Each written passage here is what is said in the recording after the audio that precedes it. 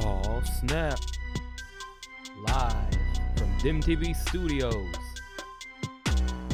Brought to you in part by OG Monty Production. Cheer! What up, what up, what up? DIMtv back in the building. What's going on, fam? Oh, we ain't here to talk about all that. Prepare to serve your socialist overlords. All the jokes aside, man. Glad to be here rocking with you guys. We got a couple of fights here lined up for this beautiful Wednesday afternoon, morning, evening, wherever you are, wherever you're at. I'm glad to be rocking with you. Brandon White, what's going on, brother? Scott Wilkerson in the building. What's going on, player? Let me go ahead. Stop the clock. Stop the clock. This fight has not started yet. Need a major bong hit? I feel you, dog. I ain't thrilled about it, but I think it's better than the previous option. We're fucked either way. Says the man with a healthy skepticism dose of reality this morning. What's going on, man? How fly? What's going on, player? Glad to be here rocking with you. Got a little 5-pack of fights coming our way, courtesy of UFC Fight Night, aka UFC Fight Island 8. My boy Neil Magny taking on my other boy Michael Chiesa in what should be a pretty well contested fight in the welterweight division, ever so crowded welterweight division at the moment.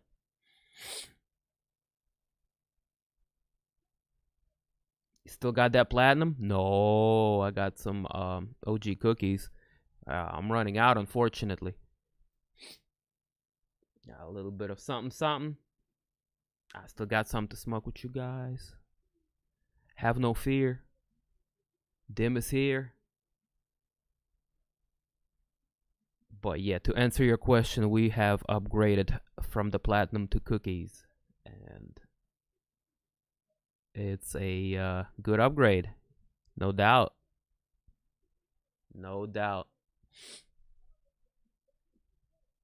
I thought we were going to get this thing started for the main card. I believe they got one more fight on this one. Omari Akhmadov.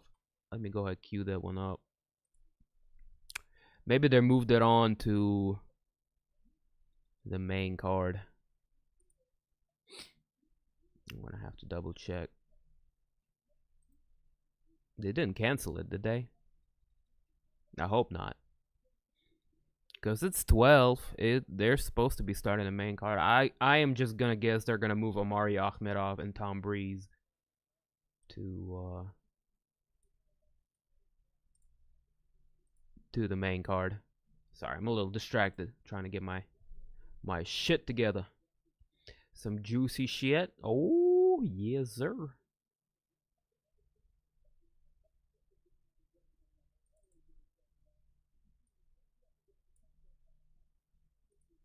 What that? Omari Akhmadov versus top it and manually Tom Breeze. Boom. I believe that's gonna be the next one on the docket. On deck. Oh, New Jack was a nut, bro. He was legit crazy. Not only he fucked people up in ring, he almost killed a guy that one time. We all know what we're talking about. Mass transit incident.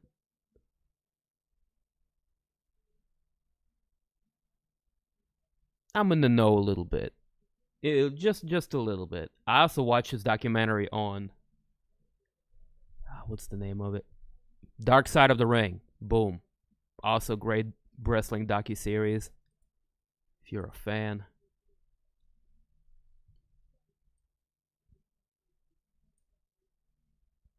Omari Akhmadov, Tom Breeze coming up next. Both guys getting ready to go. We saw Omari Akhmadov earlier cornering Khabib's younger brother, Nurmagomedov, who walked away with a second round rear naked choke win. Good debut for him. The Khabib family was happy.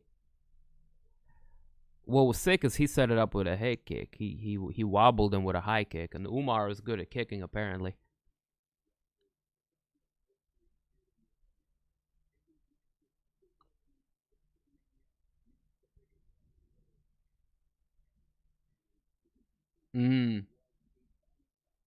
Yo, and yeah, they got a lot of sad ones there, but yeah, that one, I think a lot of people kind of forgot about that whole incident.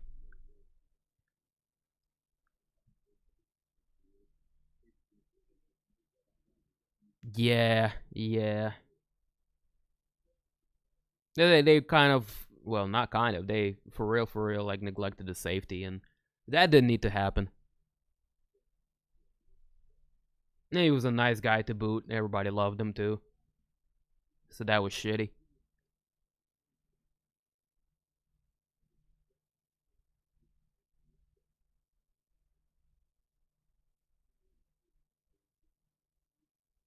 I wasn't too familiar with what happened until I watched the documentary. Because I didn't become a wrestling fan until like 99. That's when I moved to the States and started watching all that shit as a kid. So prior to that, I had only known that he died during an accident, but I didn't know anything outside of that.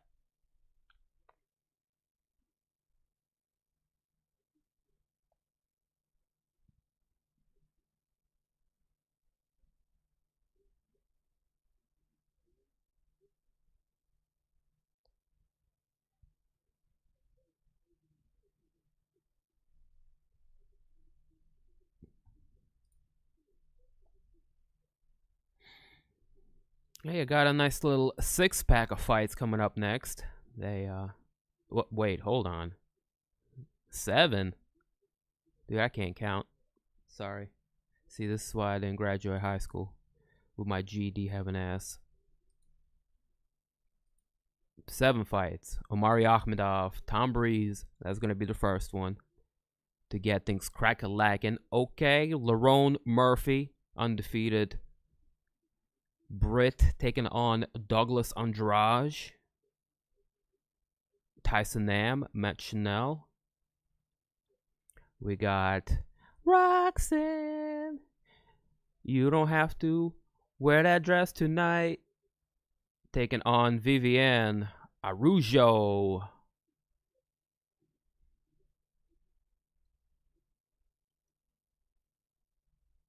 A light heavyweight fight. Ike Villanueva, Vinicius Moreira. Ooh, I said it all proper with the hair. The Brazilian, Portuguese accent. Warlley Alves, Mounir Lazzez. Bunch of no-name guys with good records, basically. This is the leftovers of what couldn't make the cut for the fight night this Saturday and pay-per-view next Saturday.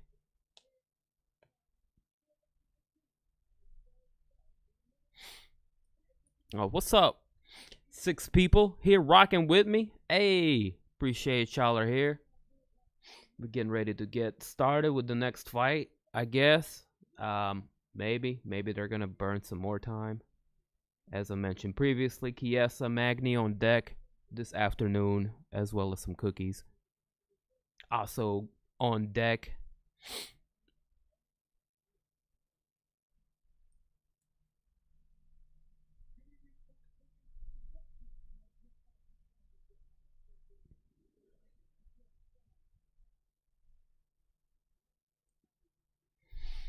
not much, man. Just waiting for these fights to start. You know it. Like and sub and all that good stuff if you haven't already. Appreciate y'all for dropping in. These fights are getting ready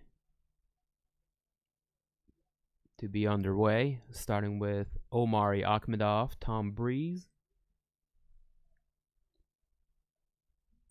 Let me check the tail of the tape. Yep, out here working.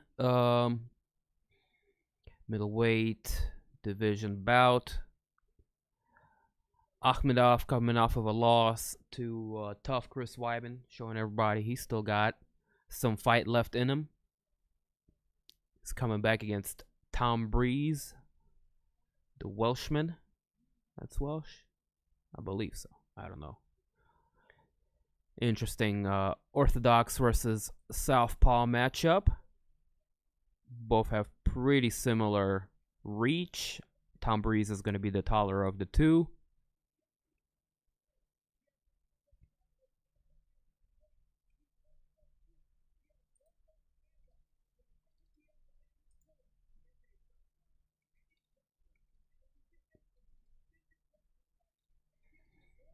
Let's see, coming off of a win against KB Bular via very first round. Dropping him with a jab and finishing the fight with hammer fists. That's pretty good. Pretty good. Tom Breeze does a little bit of grappling outside of his MMA career. Should be a well-rounded fighter. His last MMA fight prior to his spectacular win over KB Bular was against Daniel Kelly, which he won via first round punches as well. That's dating back to 2018 though. Since then he's done a little bit of grappling here and there, and dropped one to Brendan Allen.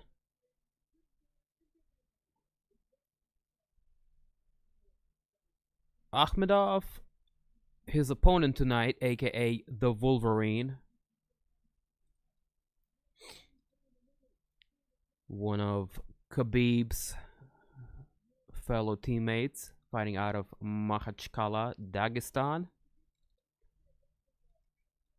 He's coming off of a L against Weidman, as I previously mentioned. Prior to that, having built up a nice little streak with wins over guys such as Ian Heinick, Zach Cummings, Tim Bowych. Good solid win there. Went to a draw with Marvin Vettori, who's a tough son of a gun. We all know this. And picked up some wins over Abdul Razak Al Hassan, Kyle Noak, etc. That's Omari Akhmadov. He's solid.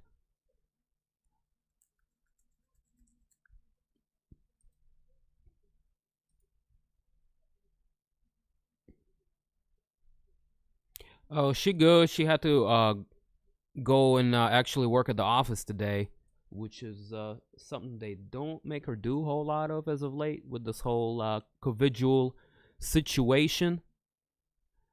But yeah, welcome to the stream, Judy. Glad to be rocking here with you. Thank you for a little bit of something you left in the donation box last Saturday. I appreciate it. We'll put it to good use here. I'll probably end up upgrading the microphone or something with it. But either way, I appreciate it. Thank you very much. You're a legend, okay? Akil, I see you, pimp. I thought that was Brendan saying, what's up, what's good, motherfuckers? But it's you, man. Sorry I missed you. Sorry, you had the same avatar as Brendan White over there. I got confused. And shit. But I see you, pimpin'.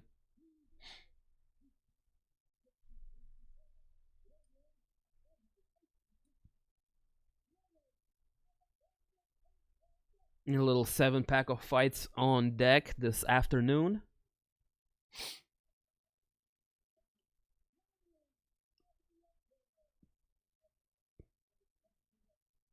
Tom Breeze, Big Brit against Omari Akhmadov.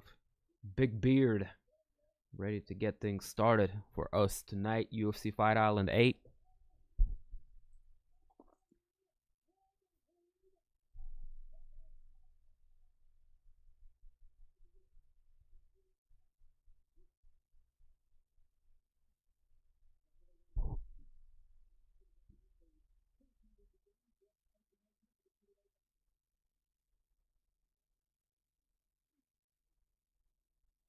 All right.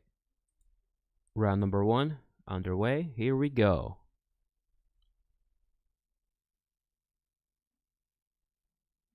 Who do you expect to win?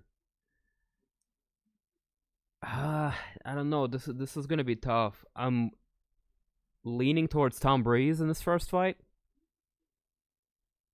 The Akhmadov's a tough son of a gun, and Akhmadov shoots for a takedown. Breeze secures a guillotine on the way down for a second, leaving that neck out there, and Breeze is all in on the guillotine. Akhmadov doing a good job popping his head right out of that. Now he secures top control and half guard.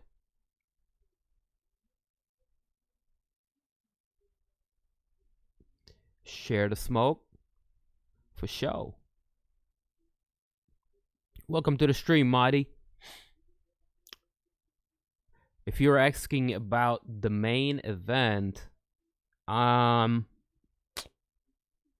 going with Michael Chiesa on that one. I still haven't put my predictions up there yet, which I will do after this fight. But I usually have everybody who I think is going to win up there.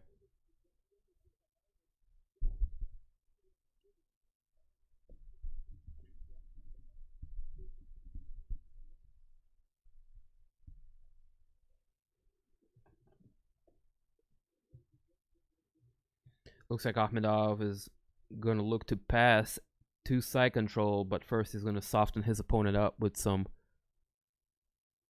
solid ground and pound. Breeze able to regain full guard. He's throwing some good elbows from the bottom. Good work here, like you said, Brandon.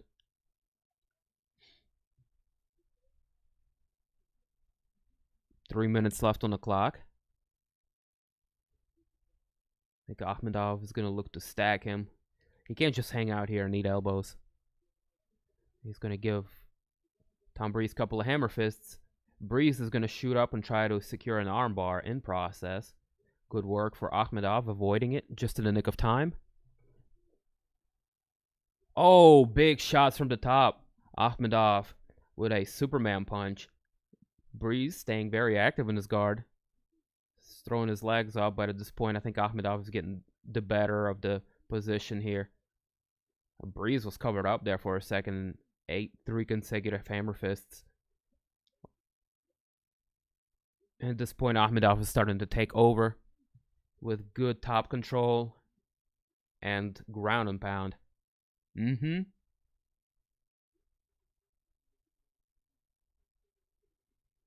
Decent hips from the bottom. He's creating enough space, but Akhmadov is just bringing a better overall top pressure. The way he's looking right now, he's winning the first round, no doubt.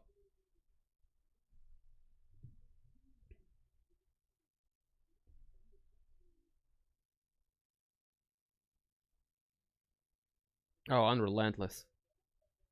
Continuing the onslaught of ground and pound is Akhmadov. Breeze pushes him off. Good hips. Akhmadov looking to get right back to it with a single leg takedown. Breeze threatening with a guillotine, switching to a Kimura. Ends up losing his footing. He is chain submissioning like a motherfucker right now. Going after arms, legs, whatever he can get a hold of. Oh, good work. Akhmadov sits down.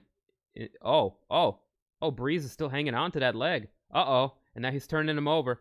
I don't think he's got it in deep, but he's going to create just enough space to get out of trouble there and end up taking the better position. Oh, he goes around and secures the back of Omari. Akhmadov is now defending a rear naked choke with 45 seconds left on the clock. Breeze got to work. 30 seconds left on the clock. He's going to sit back down. He's got a body lock secured. This is very good. Good jiu-jitsu for big man.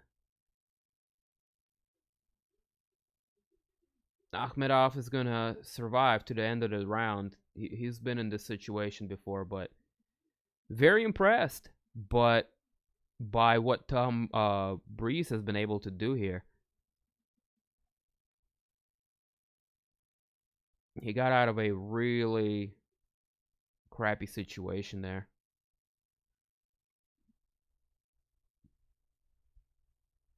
Good work. Good first round so far. Competitive fight. decent matchmaking. Nothing bad to say about this. Russia versus Britain. Let's go.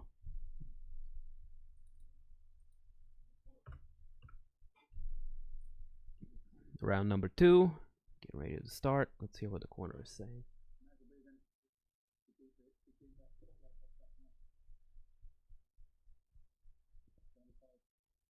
Not really telling him anything. Keep going, mate. Tell him to breathe. It's the corner of Tom Breeze. What's Omari's corner telling him? Omari's breathing really heavy. I think the tide of the war will change if the energy output of Omari doesn't change. He's spending a lot of energy trying to keep Top Breeze down. Breeze is creating a lot of scrambles here and causing Omari to spend a lot of energy. And total strikes landed 47-7. Oh my God, Akhmadov with a very dominant round. I just hope he has the gas tank to go the distance if he can't put the guy away.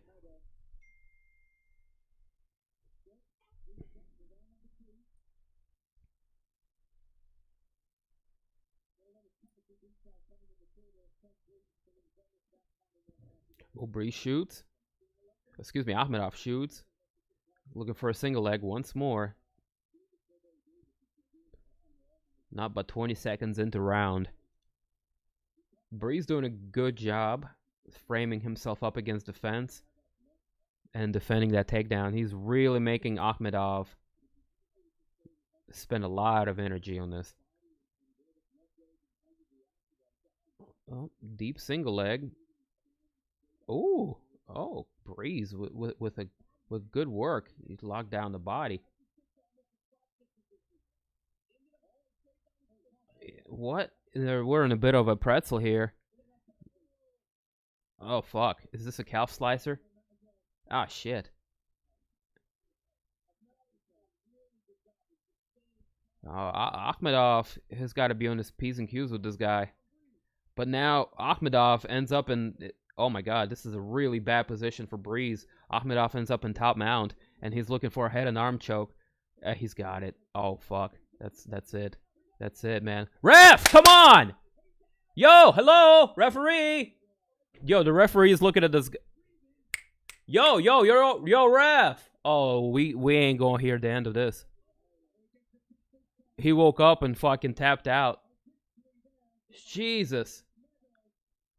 Yo, referee just almost killed Tom Breeze, fam.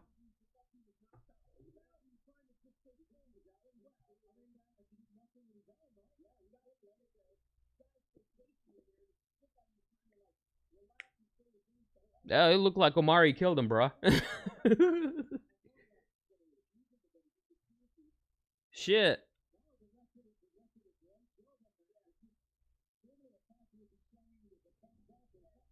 What up, what up? Jason Carley, in the place to be. Smoking that Bob Marley. You are watching DIMtv. Bars! Dropping bombs on your moms. Fuck call alarms. You know? DIMtv. Bringing you to business. This beautiful Wednesday afternoon. Around lunchtime where I'm at. Brooklyn time. Beautiful head and arm finish for Omari Akhmadov. Good work. Good work. For the Russian. Yeah, I'm not exactly sure what happened. It looked like he was asleep, and then he woke back up and tapped out.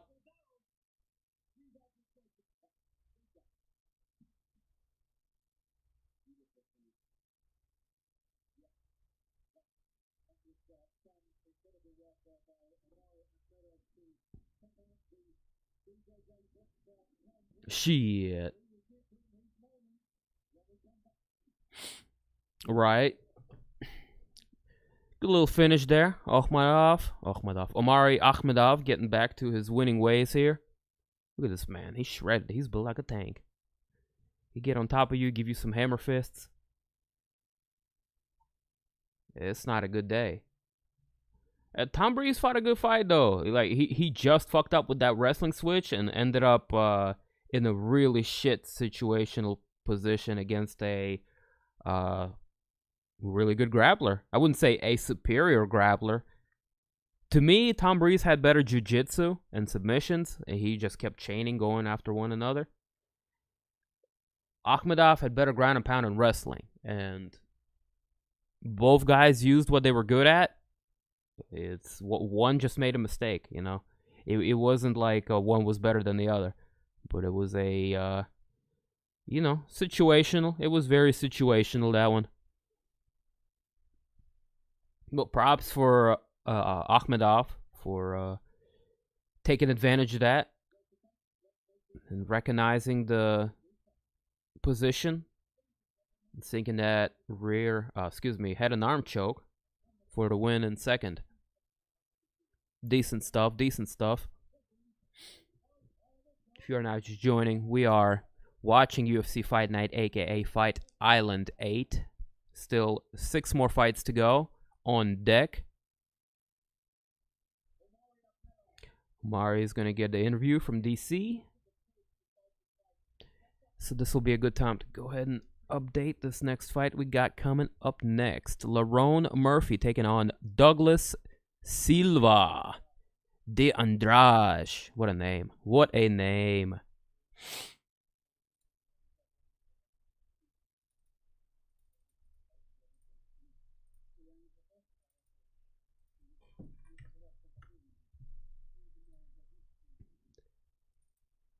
Let's go ahead and update the result. Akhmadov. Second round. Sub. Good shit. And fuck it. Let's do the picks while I'm in here. I'm not gonna walk back on it. I had Tom Breeze winning that one, so fuck. We'll go top to bottom, but I'll put Breeze in there in the end. For the main event, since we're going top to bottom, Chiesa. I got Chiesa. Oh my god, fuck, I'm not even typing it in.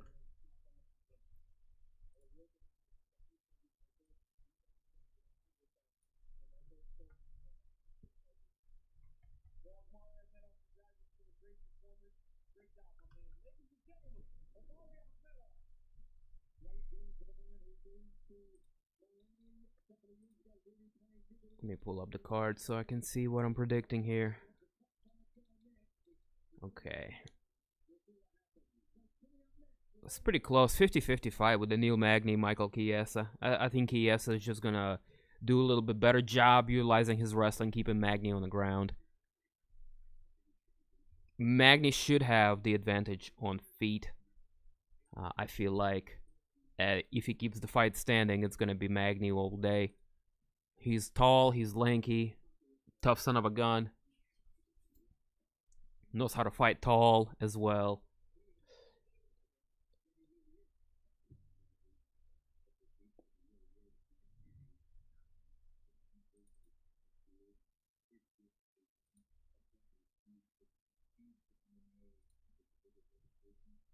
So for the co-main, I'm going to go Lazzez. I just feel like he's a little bit fresher. Better record too.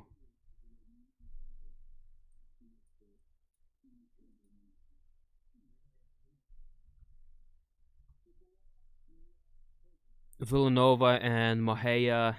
It could be another pick'em fight.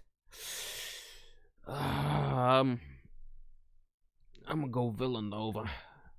No particular reason. I just got the feeling he might walk away with a dub. Between Roxanne, Mata-Ferry, and Viviane Araujo. I like Roxanne, I really do, but I don't like how she looked in her last fight. Kind of got gassed a little bit. Let's go with a younger Moreira. No, excuse me, Araujo. Fuck.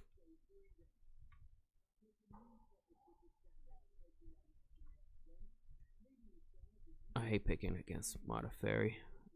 She usually makes me pay for it. But I gotta do it again. With the next one, I'm going to go with Tyson Nam over Matt Schnell and Murphy in this next one. I had Breeze in the fight prior to that, so I'm just gonna stick it in there so you guys can look and laugh at me and say, damn, you're wrong, you don't know shit. There we go.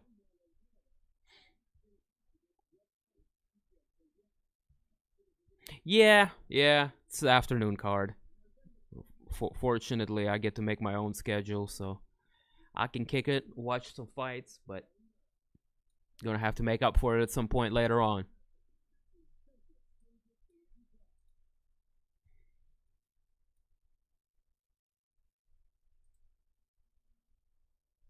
And it is morning if you are on the West Coast. Yes, indeed. Around lunchtime where I'm at currently. We appreciate your company either way. Thank you for pulling up.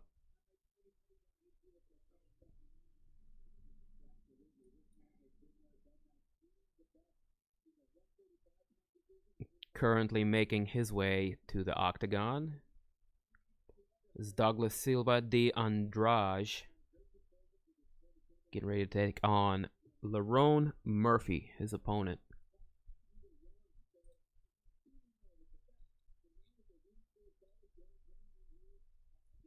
Pretty good record on Douglas Andrade. 26 wins, 3 losses. This might be the Ultimate Fighter guy. I don't quite remember. He's coming off of a win against Henan Barao. Has fought a lot of tough dudes on this, during his UFC stint. Piotr Jan, Marlon Vera, who he picked up a unanimous decision over. Rob Font, and many others. Made his UFC debut back in 2014 against Zubaira Tukugov, one of Khabib's boys. Zubs took the unanimous decision on that, but since then, Silva was able to win a couple. Yes, sir.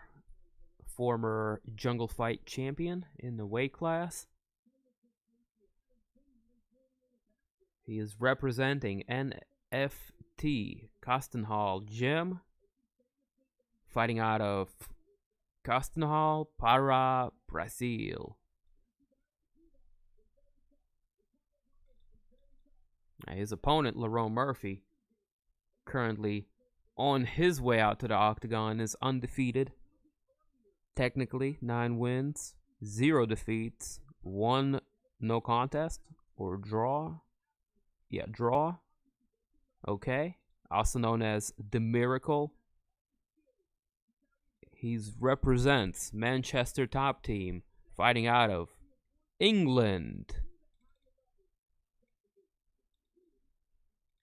Look at his record, man. Look at this guy's record. He made his debut against Ricardo Lamas last year. Was able to get Ricardo out of there first round, ground and pound win. Finish. Very impressive way to make a UFC debut. He's fought all over the place around the regional scene in Europe. Maintained his undefeated streak of 13 wins, including his amateur record. Guy's a good fighter, and he's a finisher. Should be an exciting one.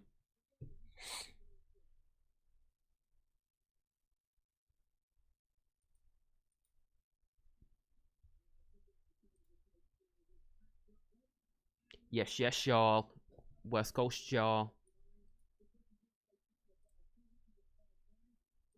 Shout outs to all my West Coast people in the building. Thank y'all for pulling up. -5 degrees. Oh my god. Fuck. Better cuddle up to a cat. Grab a blanket. Make yourself some coffee. Shit, that's rough.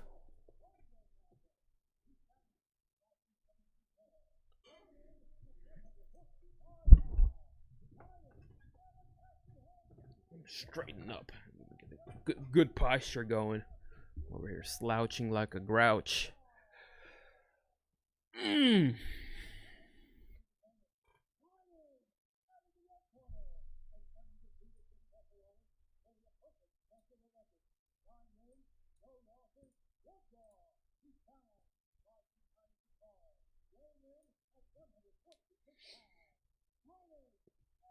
Lerone Murphy looking ready. He's dialed in.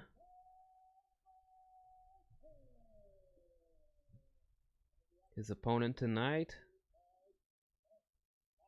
the tough Brazilian, Douglas de Andrade.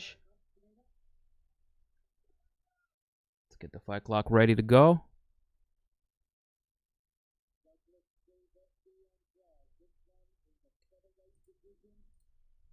Here we go. Yellow trunks for the Brazilian Silva de Andrade. Red trunks for the Brit, Lerone Murphy.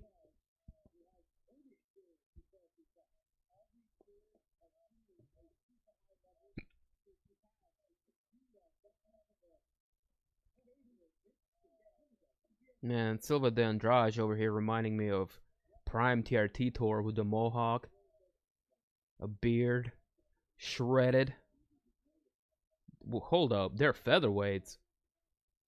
This dude out here looking like a lightweight, at least. You sure? You sure they're featherweight? Alright. What up, Cube? What that shit do, playa? Glad to see you, man. We're watching a fight between Lerone Murphy and Silva de Andrade. Brazil versus Britain action. Your UFC Fight Island 8.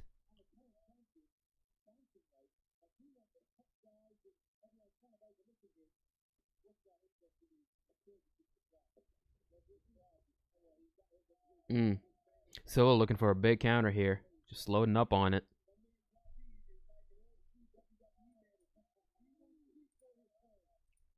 Fuck, I reset the time clock. Shit.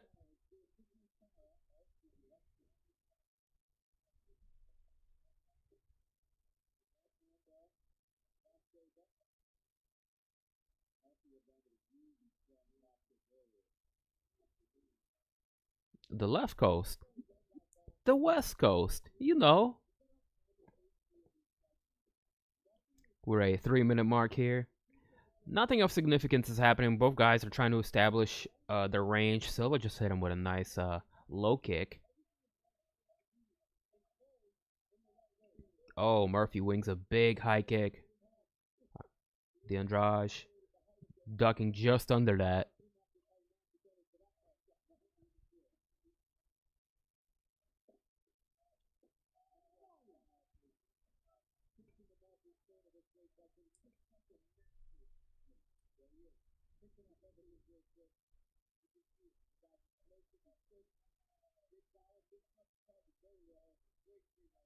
I'm awake enough, time to burn. I think I'll join you after this one. So, hopefully it ends with a knockout. Come on, Murphy. Do it for Britain. Do it for the Queen.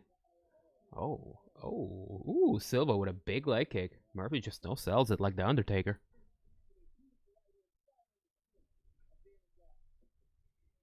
And he gave him one of his own back, though. Andrade's looking a little, what's the word I'm looking for here? Hesitant after that exchange. Andrade's doing a good job doing the kicks here. About a minute and a half left on the clock.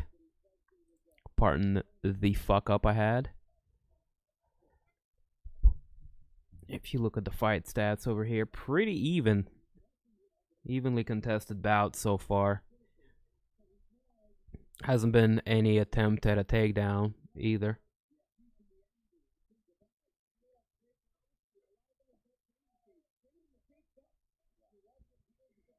Almost a collision of heads there as both guys threw combination. 1 minute left on the clock here.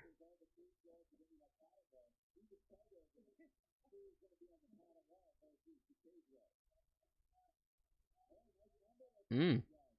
Silva charging in with combination. Lead high kick. Mixing things up.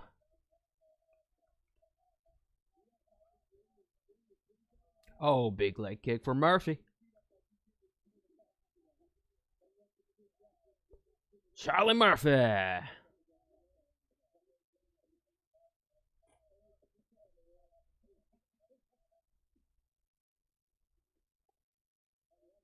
.30 seconds left on the clock here. Silva de Andrade shooting for a takedown. Giving up on it. He's still got Murphy pressed up against the fence as he looking to land a knee. Murphy gives him a knee of his own right to the midsection. Another good leg kick lands for Murphy.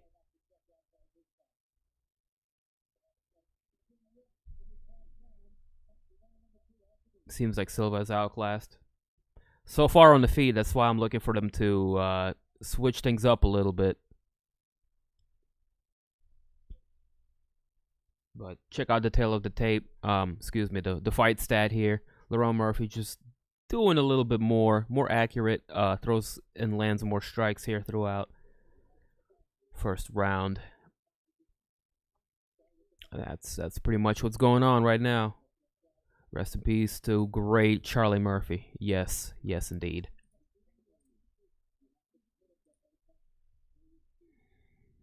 Staunch boy, what up? What up, player? Welcome to the stream. We're watching some fights here.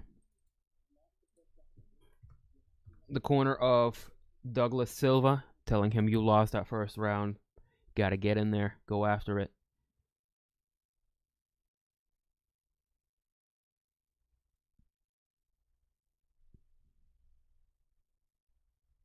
About to get into round number 2 here.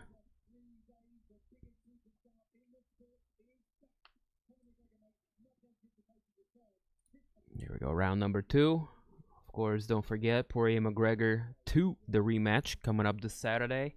It's going to be a big stream here at DIMtv. Pull up.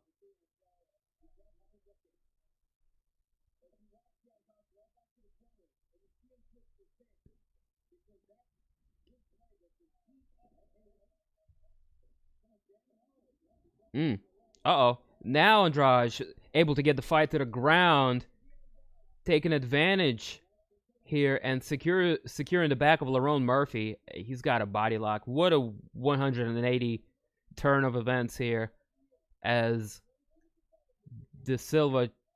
Oh, good work, Murphy. He disconnected the body lock and rolled out of there like a... Like you ever seen like a beetle, like beetles wrestling each other and all like strong as shit. Like he oh goddamn, Murphy with a big leg kick. This time dropping De Silva momentarily. Yeah, Murphy's gonna, as long as this fight continues to be on the feet, Murphy's gonna continue to outclass his Brazilian opponent. Silva de Andrade needs to mix things up. Go for more takedowns. Good knee to the midsection. Lands for de Andrade. Oh, big elbow lands for Murphy up against defense. Got a little bit of clinch fighting in. Murphy's got double hooks. He's going to look for a takedown and just fucks up a hip throw. This is why you can't just power into Haraya Goshi's and hip-based judo throws because of things like this. If you don't got the leverage, the fulcrum to throw your opponent over your hip, you're gonna end up losing your position in the same way Lauren Murphy just lost his back.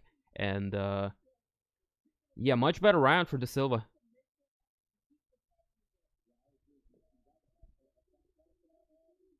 Early card for the UK. Well, they're doing it live from Abu Dhabi. Also, the Conor McGregor card might be early next week as well. Good body shots landing for Lauren Murphy.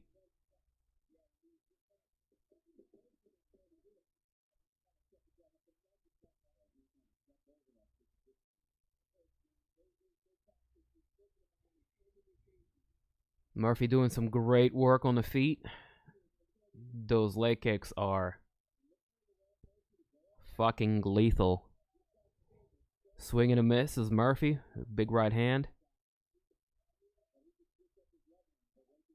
Oh, beautiful body shot lands for Silva. The Andrade, that was sick.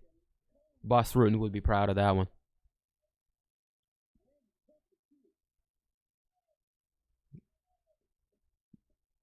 That was nice. I like that body shot, courtesy of the Andrade. Starting to finally find his rhythm, his distance a little bit more on the feet as well, is the Brazilian. Making this a much closer second round.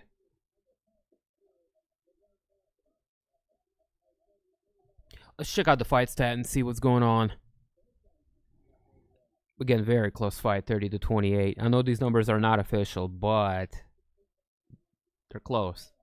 And this has been the fight so far.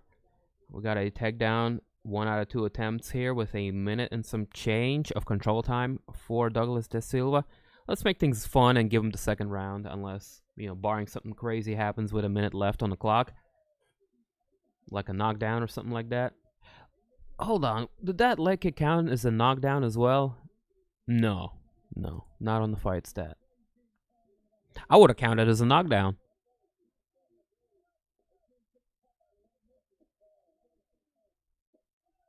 Main event will be at 9 a.m. over there. Oh, shit. Well, wouldn't that make it so that they, 9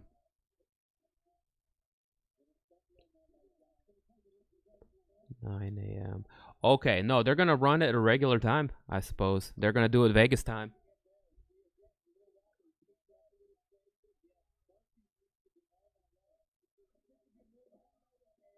Oh, another good leg kick lands for Lerone Murphy. Some good wild exchanges there in the pocket. Lerone lands a good right hand. Da Silva takes a deep breath here as Lerone lands another hook. Another good round for Murphy. Da Silva had a little bit more success here, but like you guys said, he's being outclassed.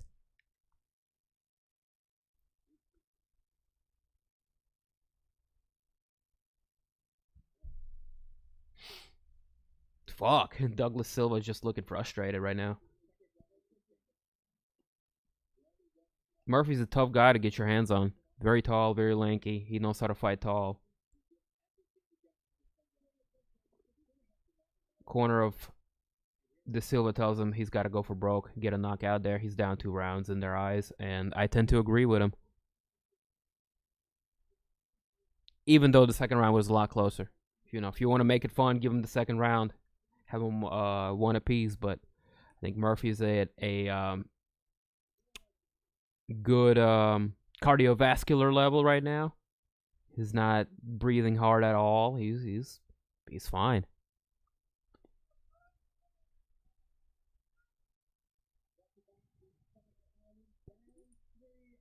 All right, here we go. Round number 3. Let's get ready to rumble.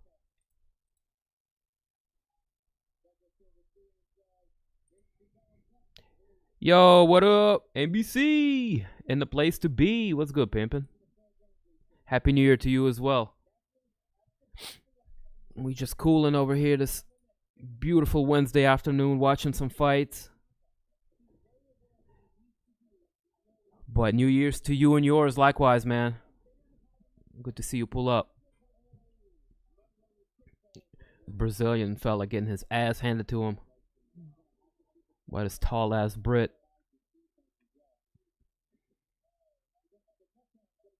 Brits with the kickboxing. A good exchange here.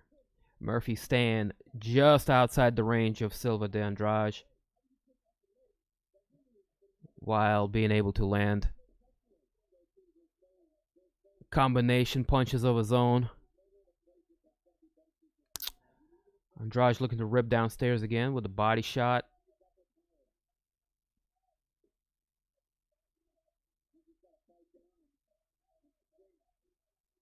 Murphy just doing a good job staying outside.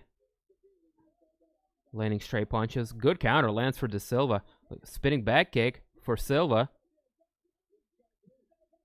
One of the best shots landed for Da Silva, no doubt. Murphy doing a good job maintaining his composure. Turning Silva up against the fence. He's going to take a break here and recalibrate. Oh, good combinations on the separation there. Changing levels with that one, too.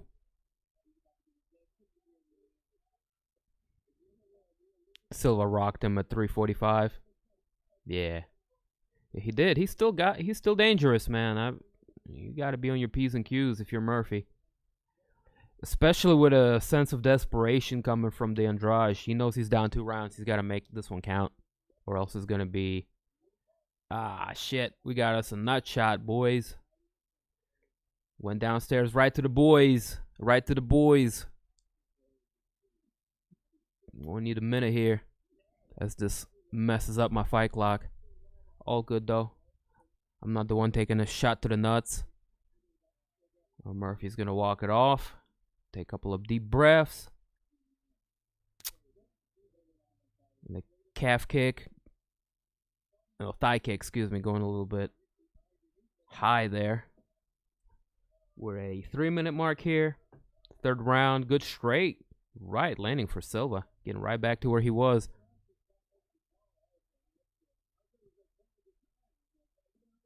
Chilling. Nice. Hey, I'm about to smoke a number after this fight. We got about 2.5 minutes here on the fight card. Fight clock. I'm tripping right now. Trying to watch this fight and talk to y'all at the same time. Good overhand lands for Silva. Silva's having a good 3rd round here.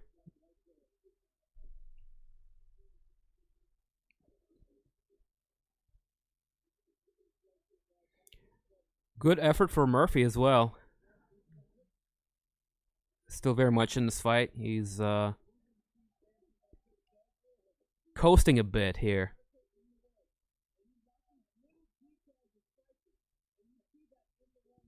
Kind of just letting Andrade make the mistake here.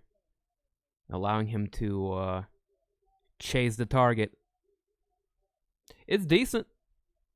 Murphy only has 3 decisions in his entire career. He usually is able to get fights out of there early. Silva de Andrade, tough son of a gun, man.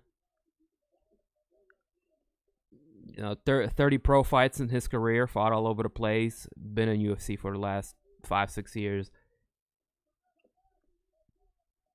Like, he's not a contender, but I'd say he's a good gatekeeper, good measuring stick. Guys like Rob Font can get past him, but like Marlon Vera, for example, struggled. Vera isn't bad. And Murphy really pushing the pace here, trying to finish the fight with a takedown, perhaps. He's fishing for a single leg here. With Andrade up against the fence. Oh, beautiful. Andrade looked for a switch there, I think. But fuck that up, ends up on the ground nonetheless. Murphy successful with the takedown. 40 seconds left on the clock here.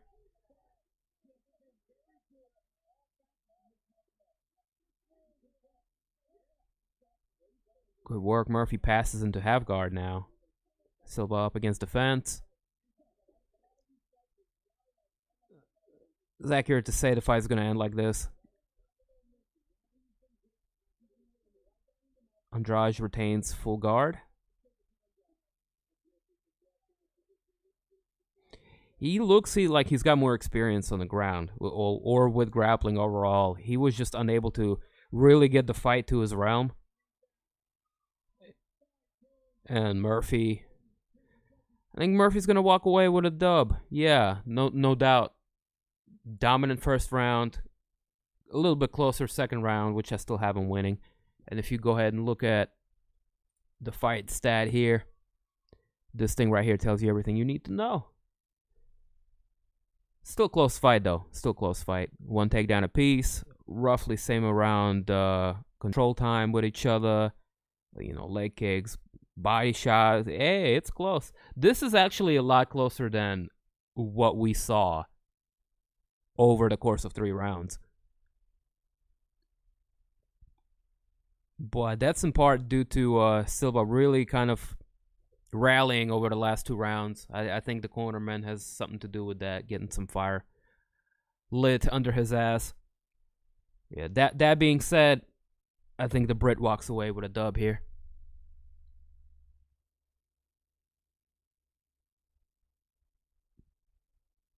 Okay. I got some coins too. That's what's up. I got some few silver dollars, half dollars, stuff like that. Congrats on the good find, man.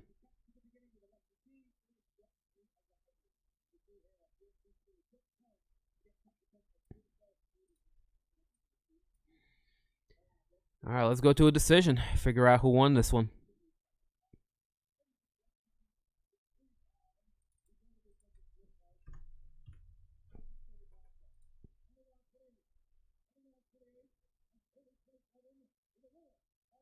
What's everybody's hobbies besides MMA and smoking? Streaming.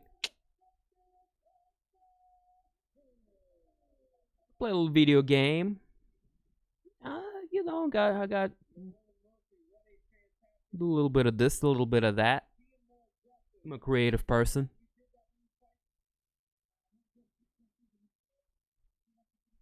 Do a little graphic design.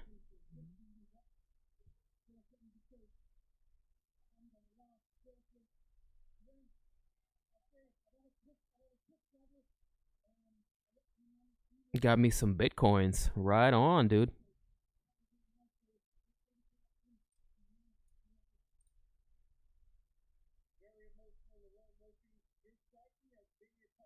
Send some Jeff coins my way.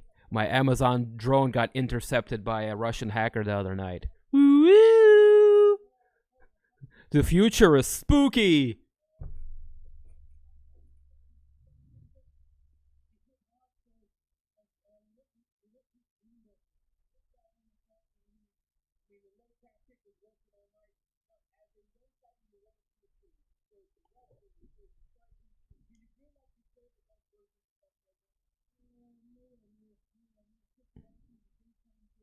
Hey.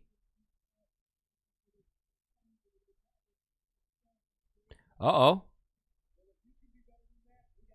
Got some collectors in the building.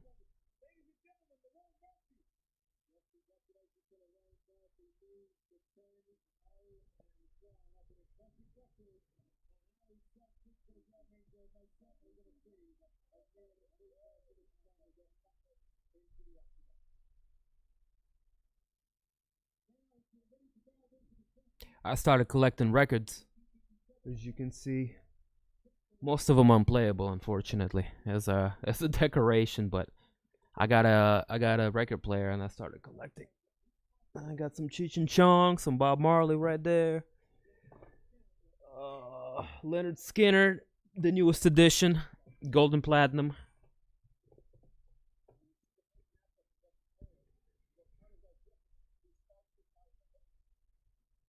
But yeah, a little gaming, little arts and crafts, streaming and multimedia, all among some of my hobbies. Games, did I say games? I think I said games. Of course, MMA. That's a big one.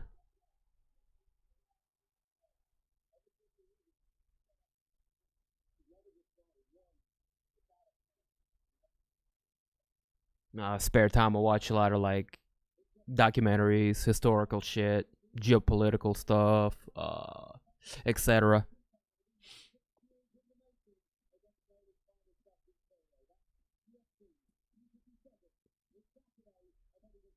So what are some of the things you guys like to do?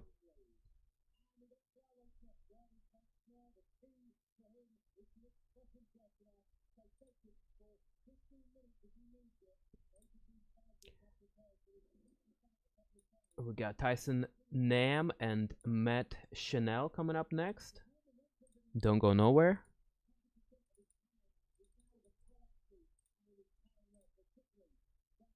I think I'm gonna reheat my tea and smoke a little bit of ganja to keep this party going, if you know what I mean. I'll have to smoke a little bit of marijuana on a Wednesday afternoon with you beautiful savages. I wouldn't want to have it any other way.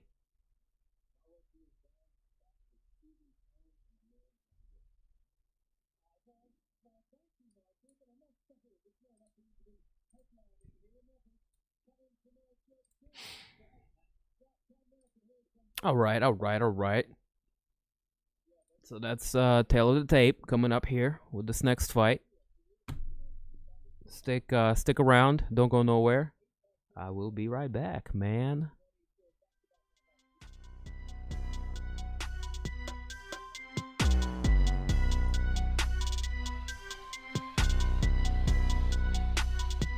Well, as long as you sent him to a good home, Judy. It's never a bad thing to let go of things. Give them to people that will put better use to it. They'll put it to a better use. You know what the fuck I'm trying to say. Yeah, yeah.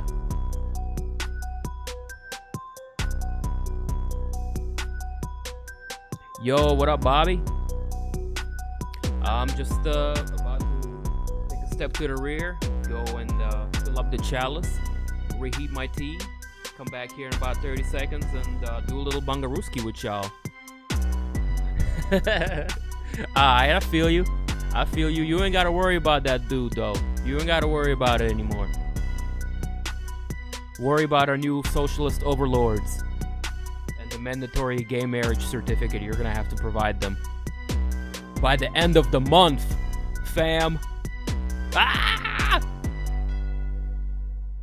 Alright, I'll be right back, though. For real, for real.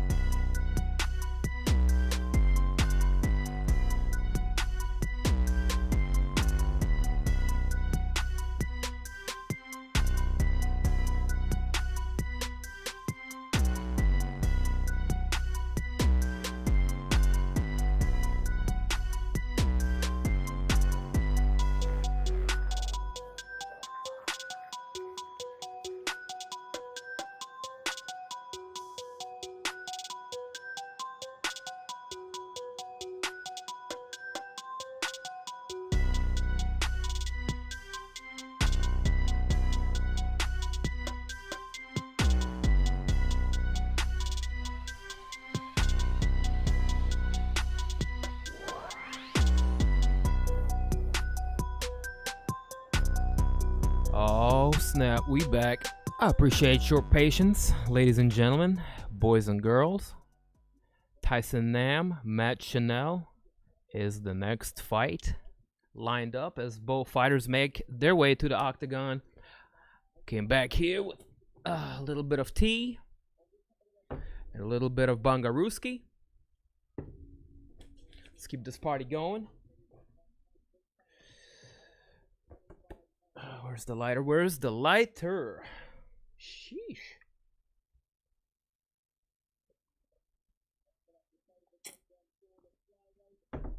Hey, Cece. Mwah. Oh, my dad had that, man. I feel bad for y'all. That shit painful as but hey, shout outs to modern day medicine. It's 100 years ago. Y'all be stuck with a crutch for the rest of your life, limping around looking like... I don't want to say it. I don't want to say it, man. Hopefully, y'all ain't feeling too sore this morning. I know that shit is a bitch. Especially during the cooling of weathers and the pressure drops. So shout outs to my people right now who's feeling the weathers.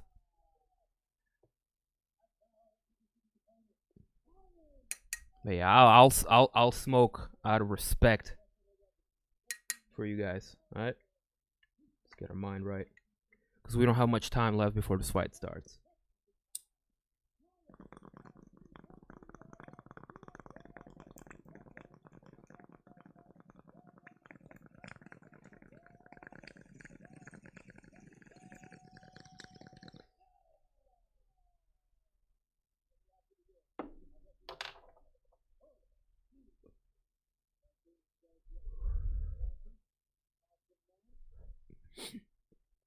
Nice.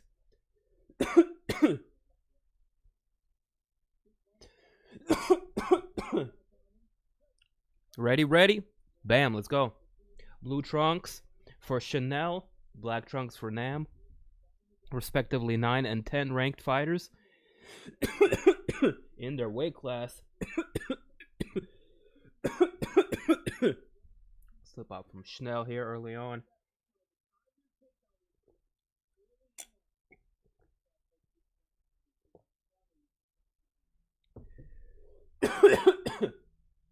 Pops right back up to his feet.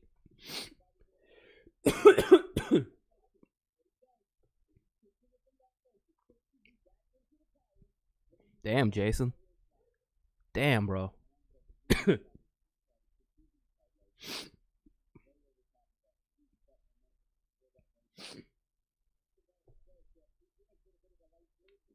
Still a bit of a filling out process here. Both guys trying to get their timing. Schnell with a nicely timed teep to the midsection of Nam. 4 minutes on the clock.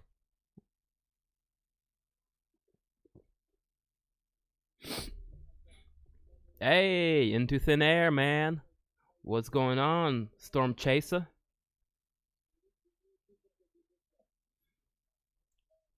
Glad to see you. Oh, good right hand getting through for Nam. Very accurate punching here. Not a whole lot of wasted energy either on Nam.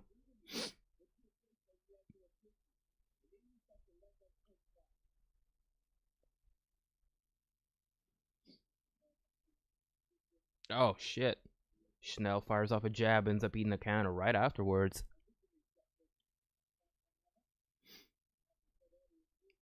Approaching 3-minute mark here. As Schnell just looking to land a check hook. Having a really hard time with distancing of Tyson Nam, who's putting together a pretty good performance so far.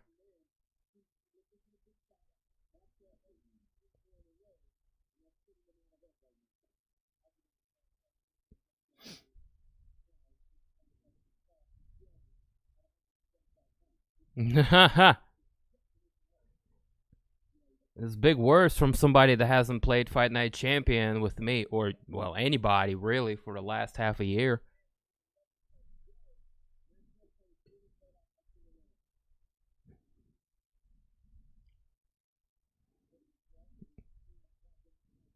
Yeah, fuck all that.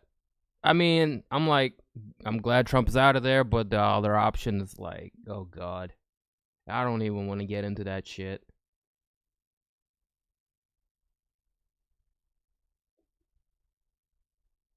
At this point, anything's better than Trump, but really, this is the other alternative.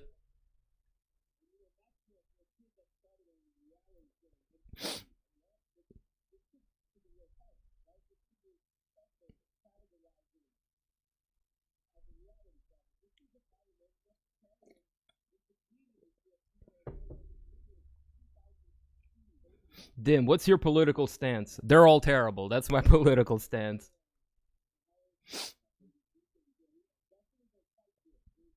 Don't do it.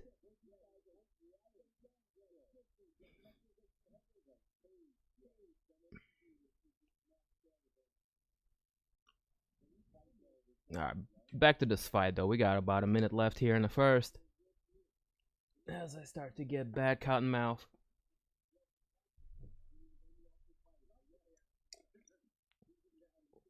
The right hook has been money for Nam throughout the course of the fight. Oh, good check left hook. Landing for Matt Schnell. He's been looking for that. Got a nice little tight hook. 40 seconds left on the clock. Check the fight stat here. Matt Schnell apparently leading in strikes, but he throws in volume, and that might be confusing some of the punch count people. In my opinion, Tyson's been more accurate than anything.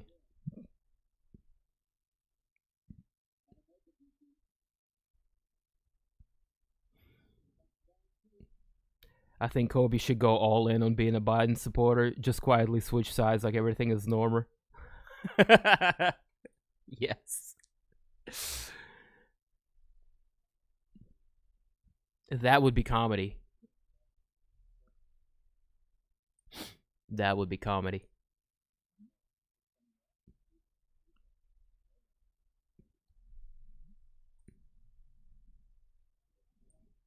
And I would be here for it.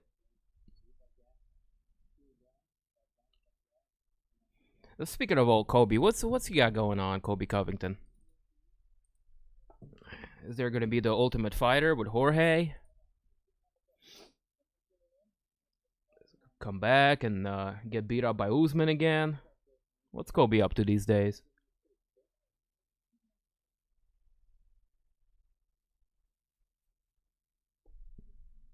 Anybody keeping up? Shout out to the chat, man. If y'all are now just joining us, we're going into round number 2 of Tyson Nam versus Matt Schnell, and what's been a pretty competitive first round fight so far. Fast flyweight action. Blue trunks on Schnell, black for Nam.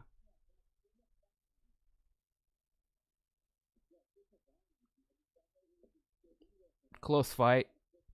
Nam is landing good, more accurate. Schnell is throwing more volume. I think he's impressing / fooling a lot of people with the output here.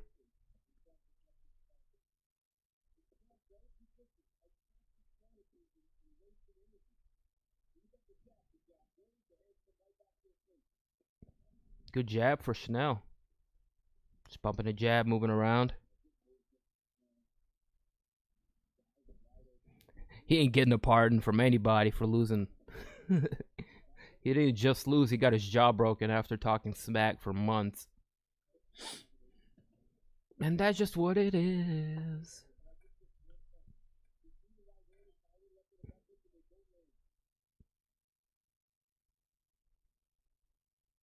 Oh, good right hand lands for Nam once more. That's there for him all day.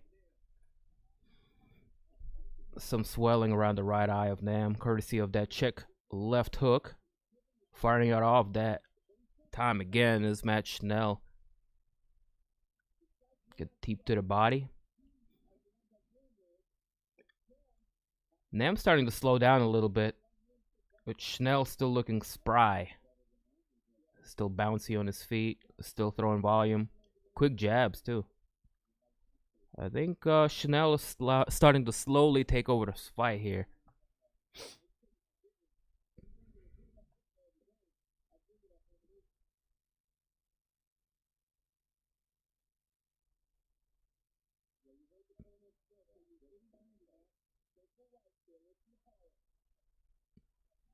Approaching 2.5-minute mark here, halfway point in the fight.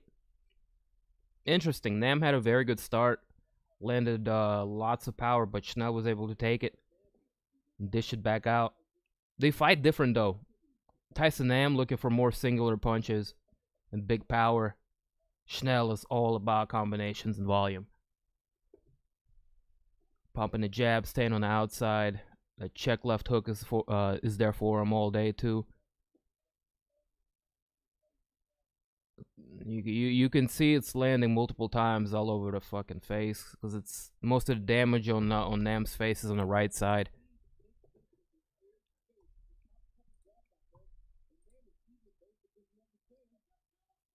Two-minute mark here.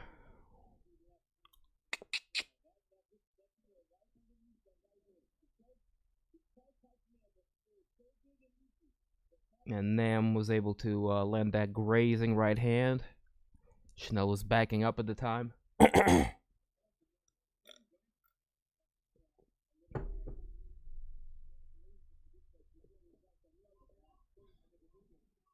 Oh, good work here for Nam. Pressing the action. A 3-punch combination. Looking to land a wild hook here. He's getting a little loopy though. A little loopy. Double jab. Straight right for Nam. Minute and some change. A minute and some change left on the clock. Check the fight stats. Matt Schnell really starting to take over this fight here. There's been no attempts at a takedown thus far.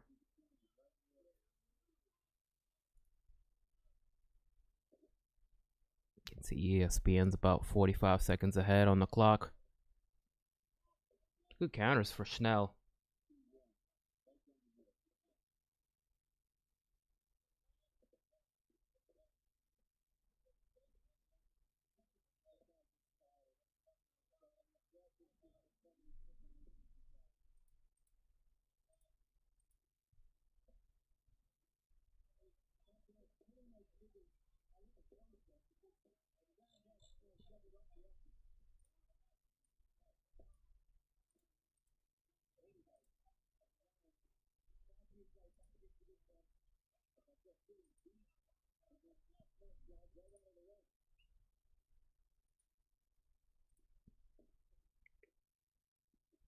Oh, good combination on the way out for Schnell. With seconds left on the clock with second round. Damn, Tyson. Starting to get your ass kicked, bruh. It was off to a good start.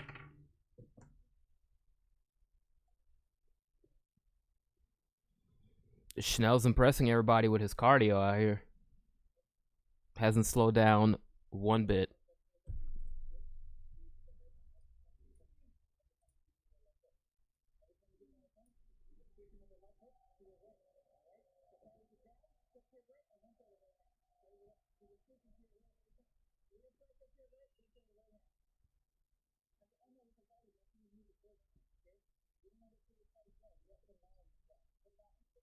In the corner of Tyson Nam, urging him to go out there with a sense of urgency. He might be down 2 rounds. Potentially. I have it scored 1-1.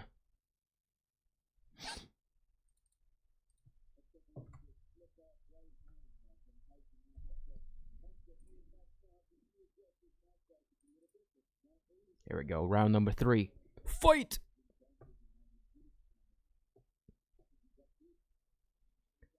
Swing and a miss. Schnell with a left hook.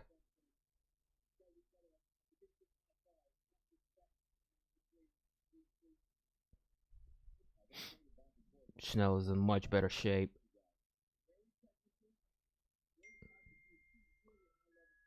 His faster on his feet.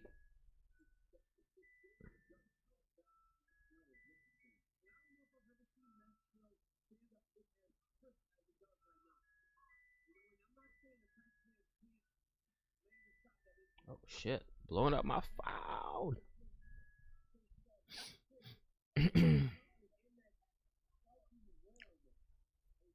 Let's see, 4 minutes on the clock here.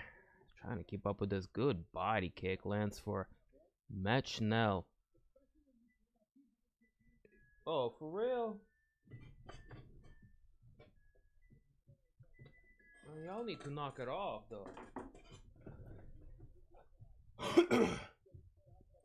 Sorry about that. What is going on? What's going on?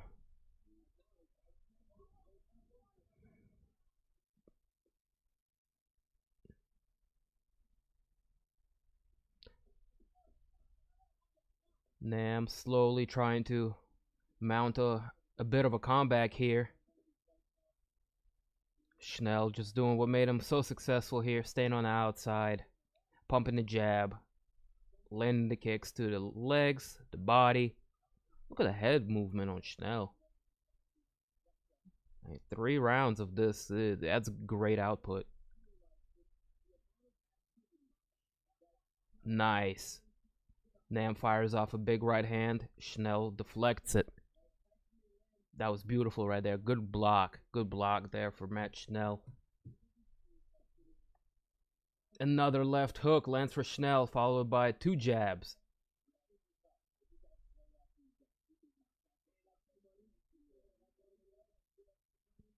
Schnell's in the zone right now. And double on the jab. Looking for a big right. Swinging a miss with the left hook. Nam ducks right under it.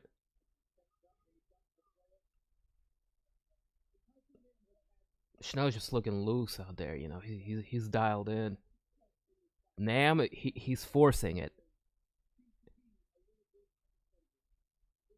Big left hook for Nam. Swinging a miss with big right is Tyson Nam. No doubt about it. He's pressing the action. He's walking forward, looking to land big, wide hooks here.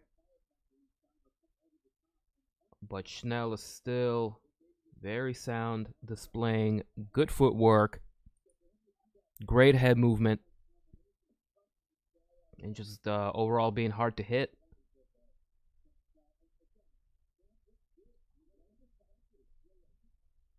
Minute and a half left on the clock. Some flyweight action here on the card. Nam is catching up on the scorecard.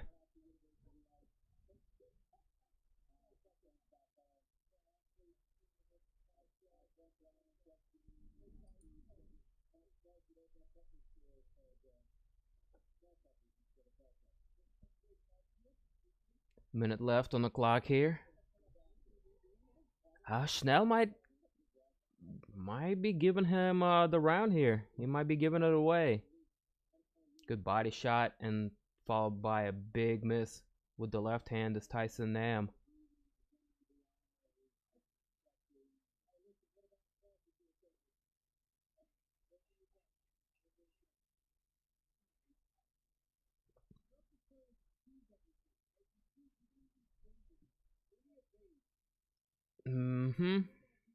Schnell able to avoid most of the big punches here.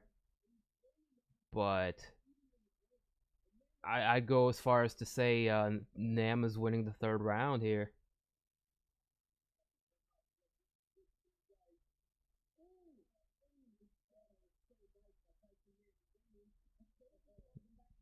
Nice. Nam gave him a big left hand up against the fence. Definitely walks away with the 3rd round. The first one's going to be hard to judge. I have Schnell winning the first 2. Nam taking a 3rd. The first one was really, really close, though.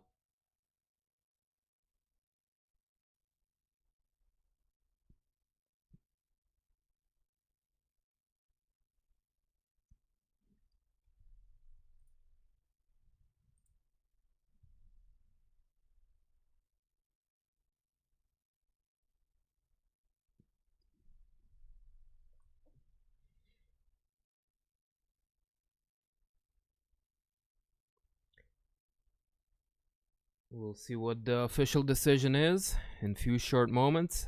Here's the fight stat: 70 to 65. I mean, don't take these for granted, but they are somewhat close. And the fight is really close.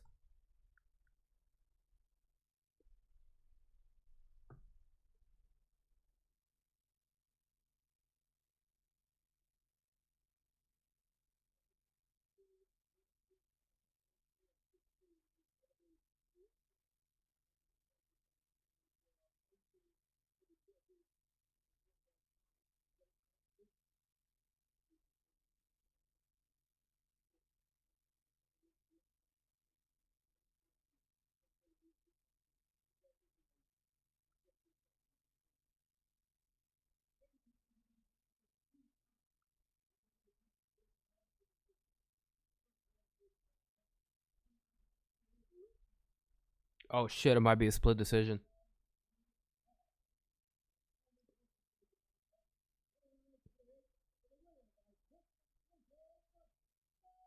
Split decision win for match now. Oh shit, it was close.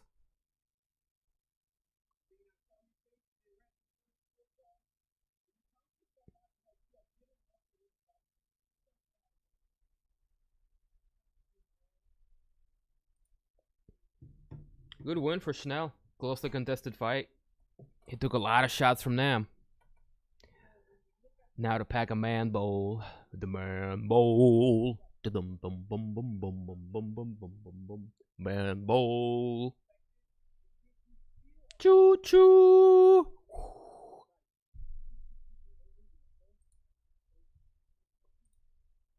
You do that, partner. You get your mind right. I'm with you.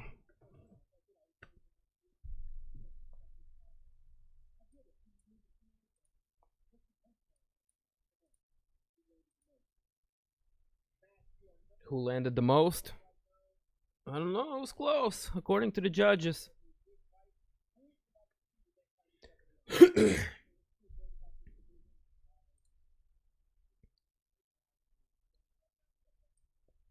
Roxanne,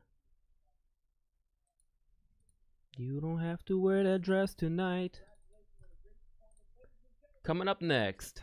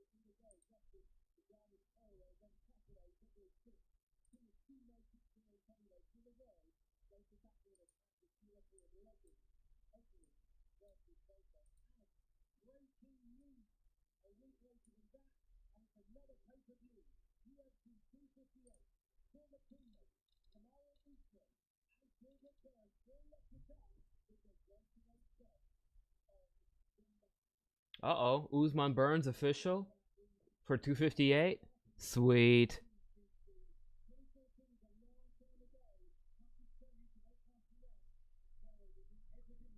That's good. That's good to know. I was looking forward to that one.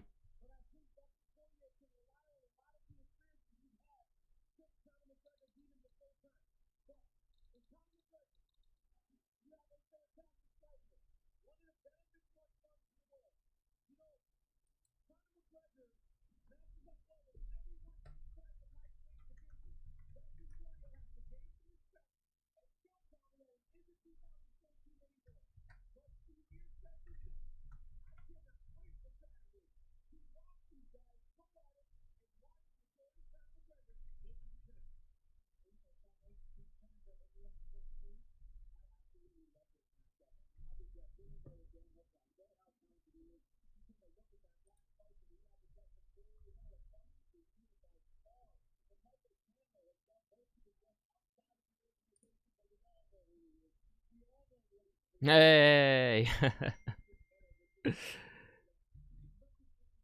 Well, I'm just trying to conserve what remains of my butt until the end of the stream before I'm off to go and get some more. So I'm pacing myself. Excuse me. We gotta do what we gotta do sometimes. It is what it is.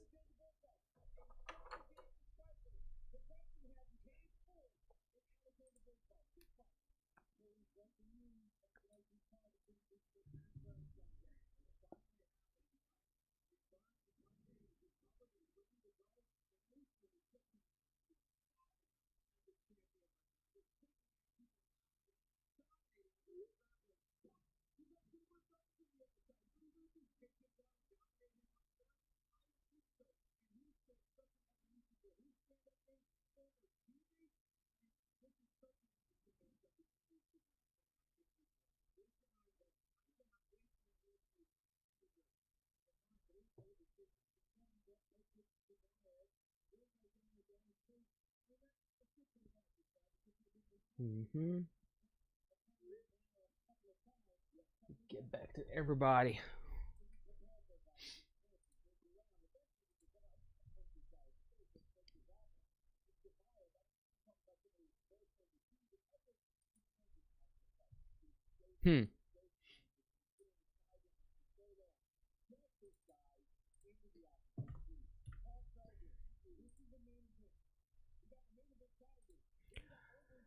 All right, coming up shortly, Roxanne Mata-Ferry, the grizzled vet, taking on Viviane Araujo.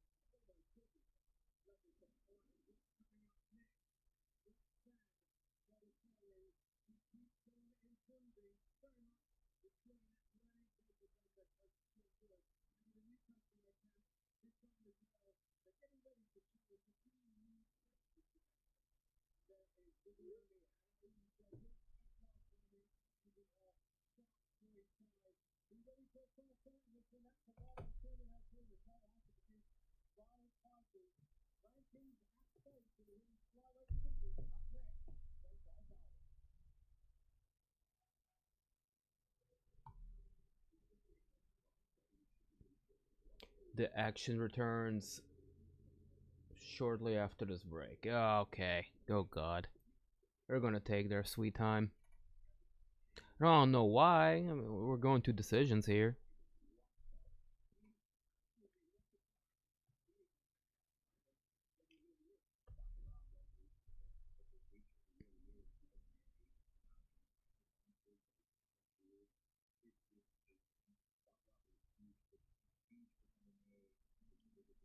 Alright, well, just hang out for a few short minutes. We will be back. Don't go nowhere. DIMtv in the building. Edwards or Chimaev, who wins? Oh, shit. That will be a good topic of discussion when I come back. I'll think on it.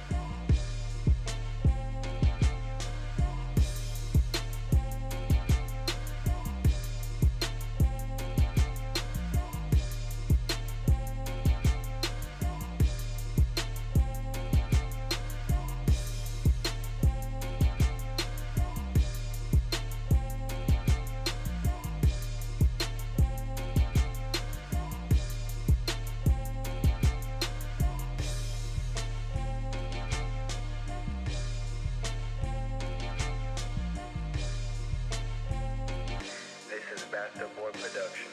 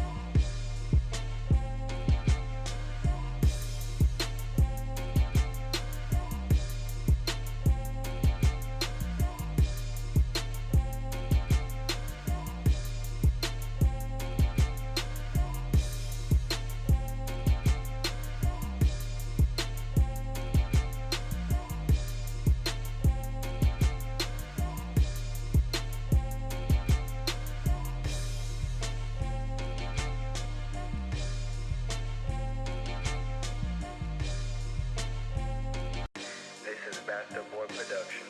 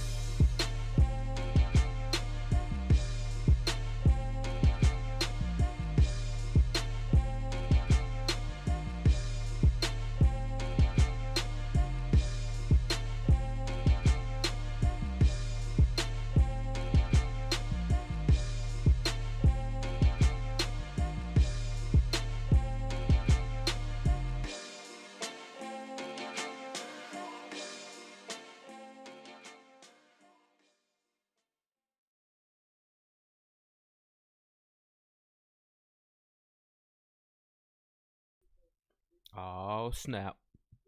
Oh snap. We back. We back.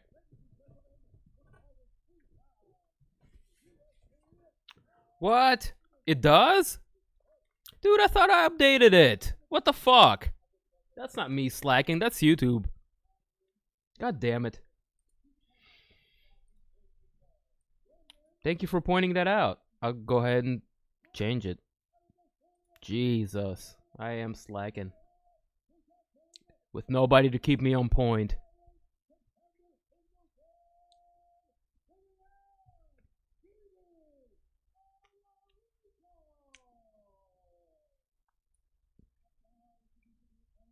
Damn, that's crazy. That is my bad.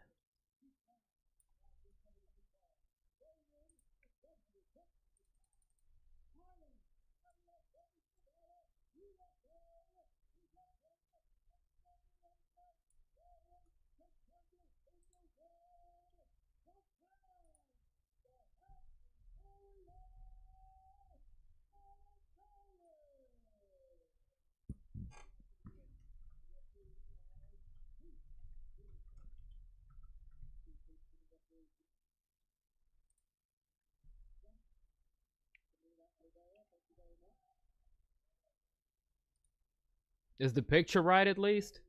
Jesus.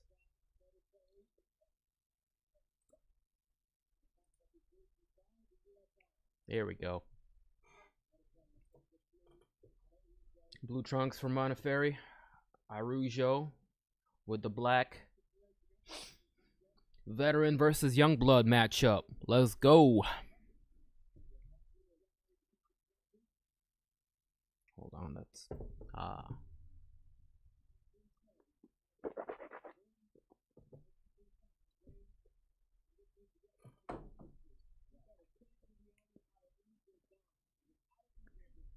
Araujo definitely's got the reach advantage here, and she's putting it to good use very early on here in the fight. Not much of a fill it out process. Araujo all over the place, throwing jabs and big straights, keeping Roxanne Modafferi at bay.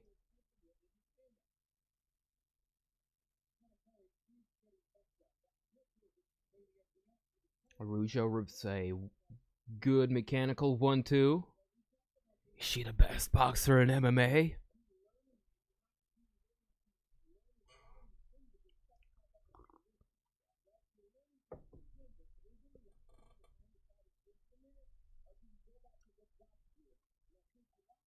Oh, good lead uppercut lands for Araujo. That was slick. Good straight right lands to the body for the Brazilian fighter.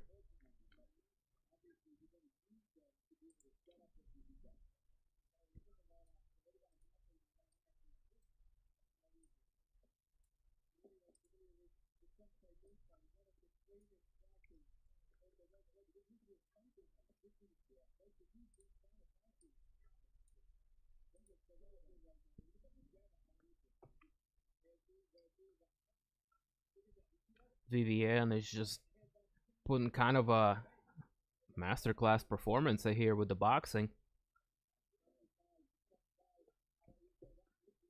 Over the always tough Roxanne Modafferi. Oh, looking for that lead uppercut again. Roxanne's getting beaten up.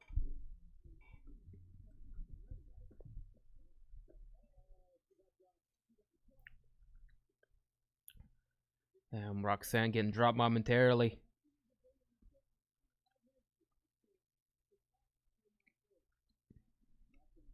Look at that head movement on Viviane. She's coming up. She's coming for that number ranked spot. Uh-oh. Roxanne starting to look outclassed on her feet here.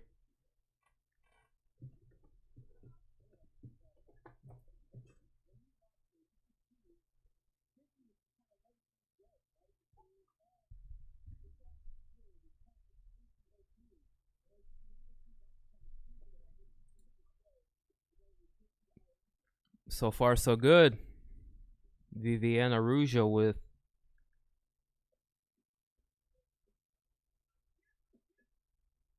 some impressive stats over here, to say the least.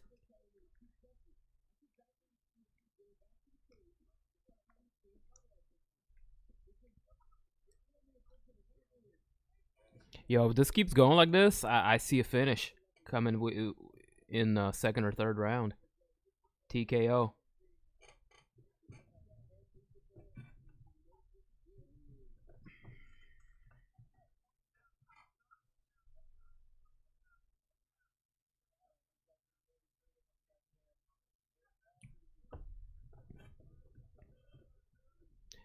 Finally, Roxanne looking for a takedown, looking for a sweep of the leg here up against the cage. Viviane doing a good job defending the takedown so far. She's blocks a knee there from Mata-Ferry and turns her around, secures the back. And now she's got top position. Now Araujo gets the back of Roxanne. She's gonna look for a choke here. Oh, she's got the left arm under her chin. She's very close. 10 seconds left on the clock. Roxanne's gonna survive because she's a tough chick, but how one-sided of a round for the Brazilian.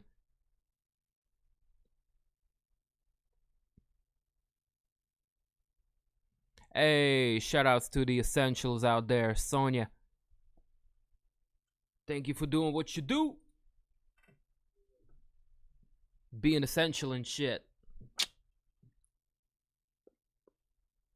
Big ups.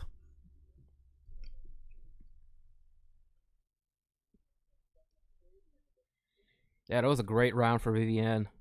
Roxanne is suffering right now. Big swelling under the right eye. Corner of Roxanne telling her to cut her off and go for the takedown. Press her up against the cage as well. Sound advice. That is what she needs to do. Easier said than done, though. You're in there against a live opponent who's moving around, jabbing your face. Dangada, dangada. Okay.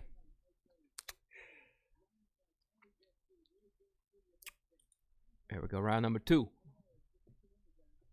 Let's get it. Oh, beautiful 1-2 lands for Viviane.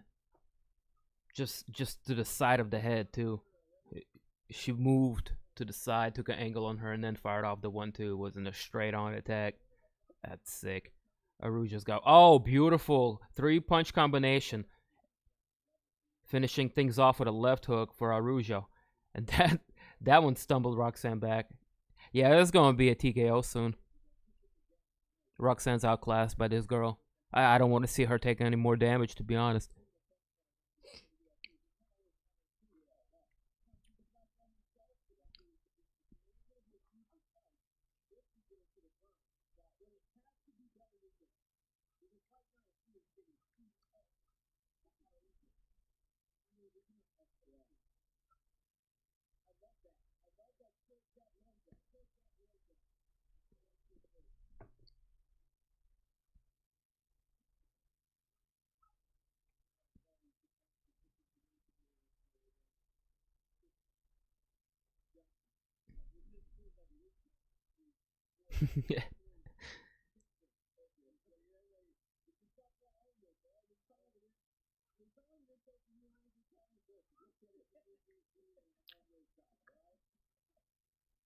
Oh, nice. Change of levels for Roxanne. I was just listening to DC and Good and talking shit about how quote unquote porous the defense of Mata-Ferry is. That's not offensive, that's accurate. The porous. The shots are getting through. Roxy, don't worry about the knee. You getting jabbed, you getting hit in the face.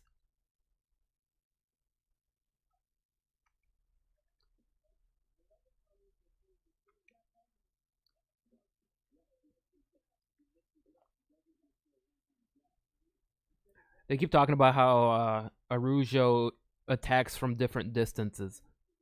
And that's in part due to her good footwork. She constantly presents herself as a moving target. The head movement's there too.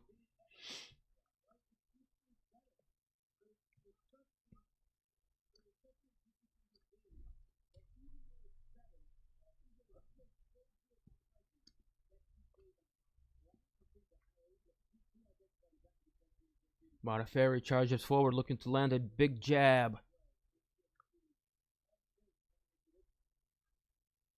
Araujo just continues to circle out, changing stances, changing the direction of the attack.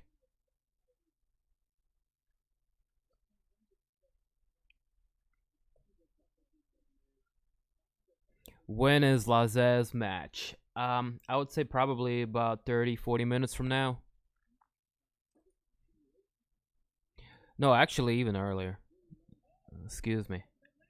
We have one fight after this: Vinicius, Moreira, and Villanueva, and Warlley, Alves, Mounir, Lazzez co-main event coming up next after that.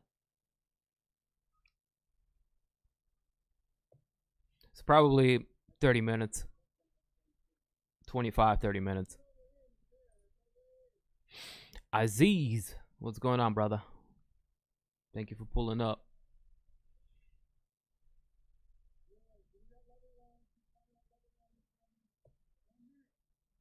One minute left to go. Second round. Mata-Ferry's still in it. But peep the fight stats. Araujo landing 3-1.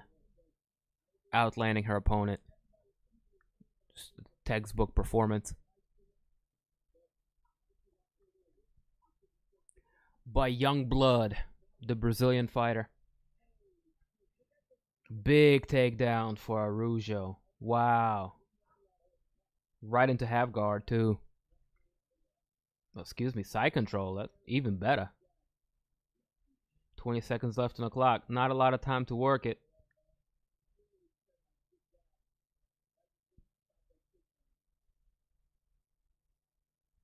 I feel you, Bobby. It's super low key. Like I said, man, this is leftover from what did make the cut for Saturday's fight night and the upcoming pay-per-view.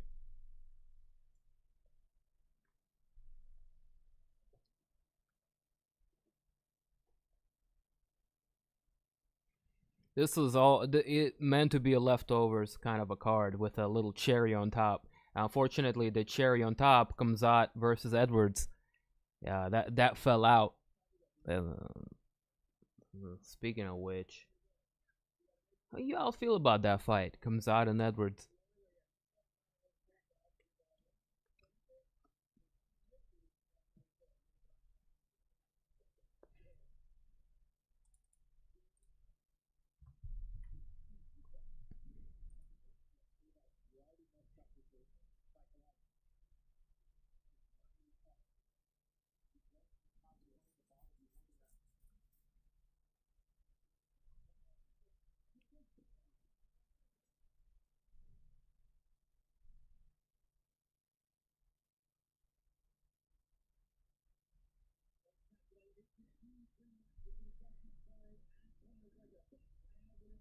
All right, round number 3. Let's get it.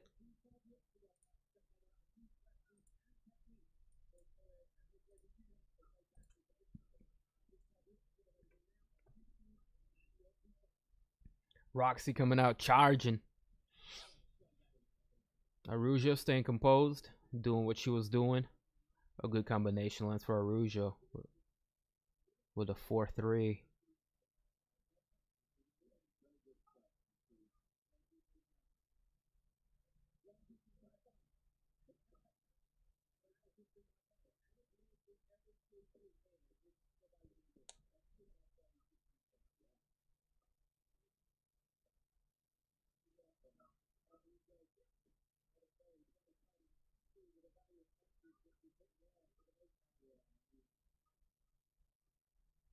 Yeah, there's levels to the striking and...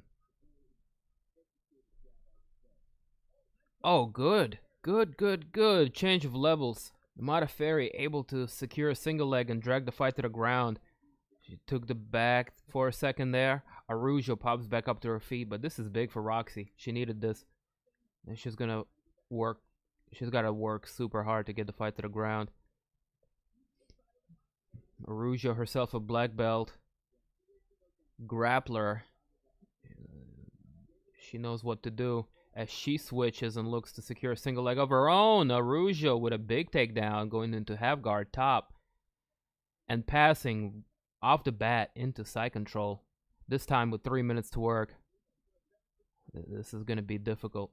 Roxy's going to utilize the cage and try to get back up as she threatens with a Kimura.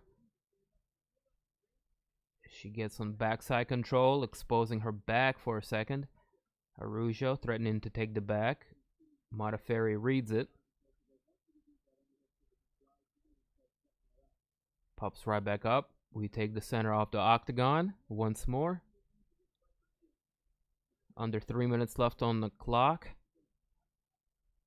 Araujo with a textbook performance here over always tough Roxanne Modafferi.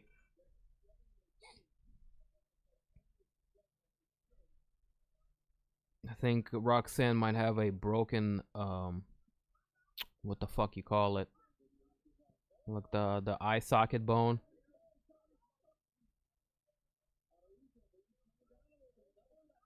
Fuck, what do you call it? I forget. Orbital, broken orbital. Yeah. This is some weird swelling outside of her eye. Oh shit. This is Mata-Ferry's getting beaten up. Got to give her props. But this fight is almost female shades of Holloway Cater.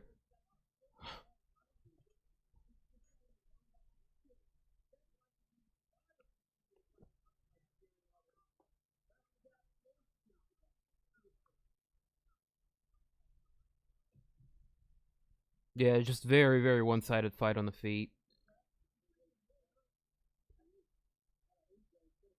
Predominantly on the feet. We did spend a little bit of time on the ground, and Araujo showed everybody she can hang in there too. So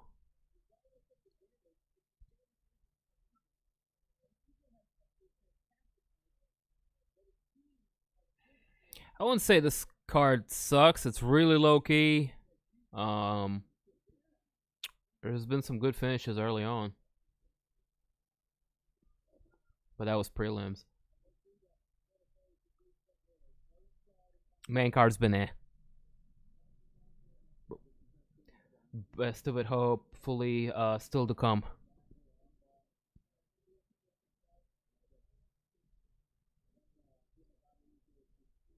As the fight transitions to the ground here, Araujo's got the top position. Modafferi is at the bottom with her guard looking for an armbar or a triangle. Doing everything she can. 30 seconds left on the clock here. Gotta go for broke. Araujo's been in this situation once or twice before, looking to pass, have guard. Right. Nice. And then right after that pass goes into side control. This is textbook. Gracie Jiu-Jitsu here. Awesome display here from Youngblood, Viviane Araujo, as the fight goes to a close here. Dominant, very dominant Viviane Araujo. It'll be interesting to see where she goes moving forward.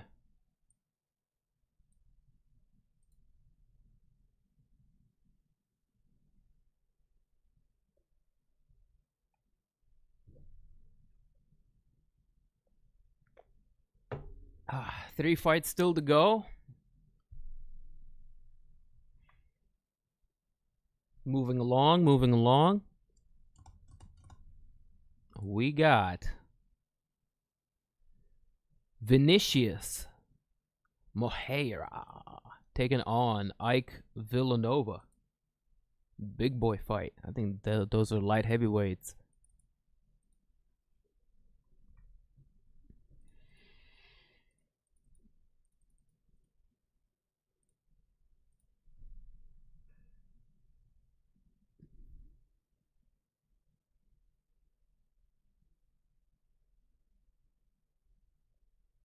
Of course, UFC 257, 3 days from now. Just a kind reminder. I have a big stream on that day. Tune in. Bada boom, bada bing.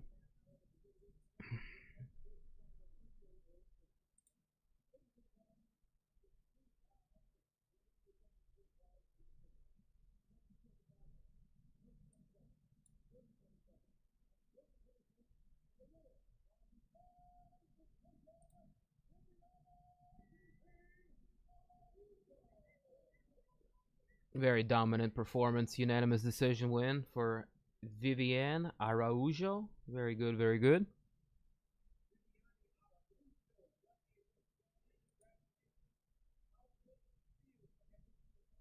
I think she's gonna crack the top 10 in that division with that performance.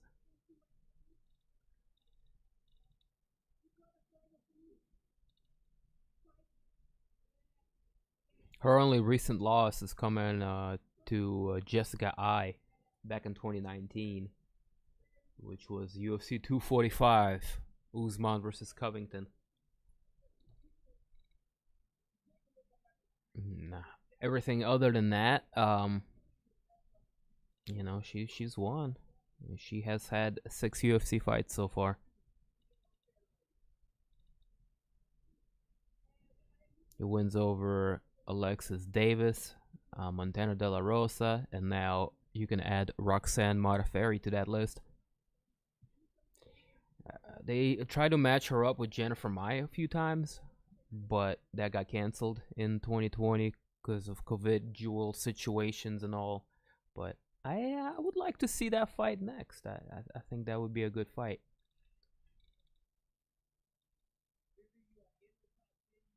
Maia just coming off of a loss to the champ. Also has been pretty dominant in this division. I think she's ready to take on the next big contender there. Maybe Joanne Calderwood, maybe a fight. Something in between then, if you don't wanna throw her to the wolves quite just yet.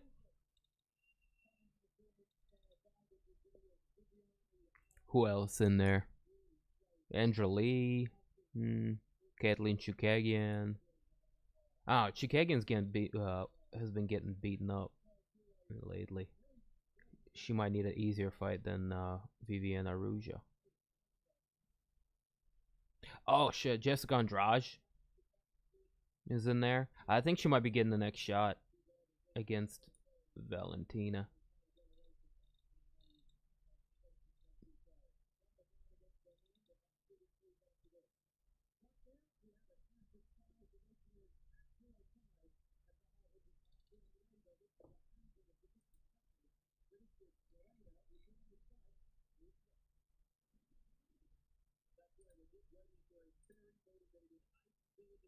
Hey, my people, if you with me, where the fuck you at? Who's rocking here? Bobski with the bongski.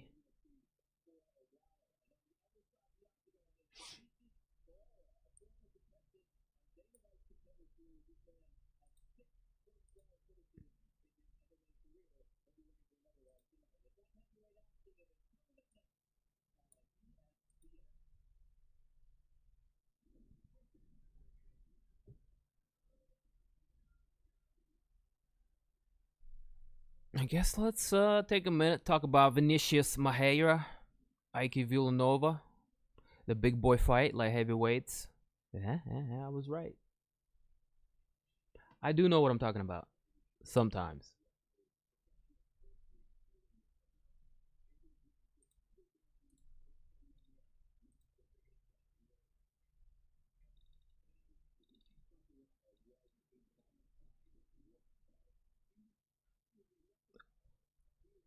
So that's tail of the tape here. Villanueva taking on Moreira.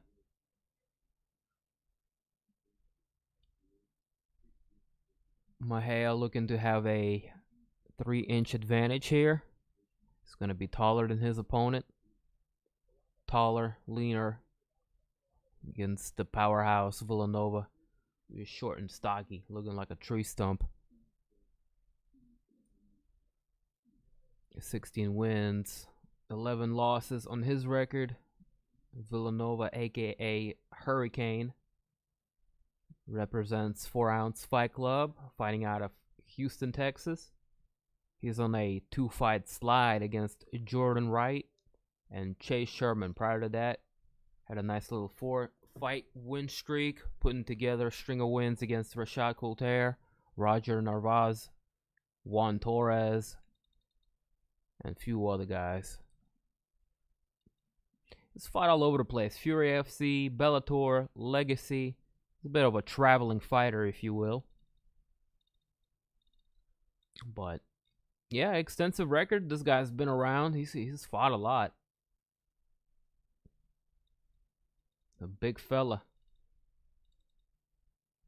Most of his wins come via finish. A lot of them are in first round. Big, heavy-handed fighter. taking on Vinicius Mejia tonight, who has 9 wins, 4 losses on his record. Also known as Mammoet. He represents 5 Rounds Brazil and fights out of Brasilia, Brazil. He is on a 3-fight slide. Clyde, taking the L's against his consecutively Paul Craig, Eric Anders, and Alonzo Manifield. All first round finishes. Damn. Paul Craig rolled him up like a carpet, choked him out. Yeef. And Alonzo and Eric Anders knocked him out. Prior to that, he had a 5-fight winning streak. He got through 2 UFC from Dana White Contender Series back in 2018, where he won the fight via 2nd round triangle choke, and since then hasn't really been able to get a dub in UFC. This is gonna be his last chance, man. I think this is it for Villanueva if he can't put together something good here. No, excuse me, Mejia, not Villanova. If he can't put together a win here against the Brazilian, fucking it up.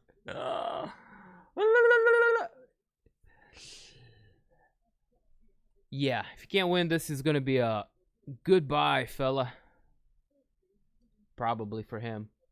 Definitely a must-win situation for Vinicius Mejia.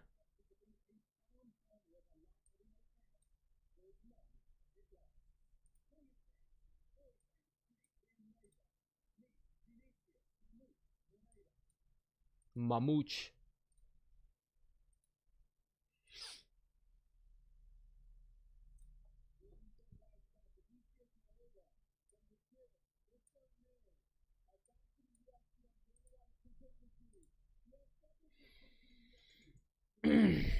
Oh, snap.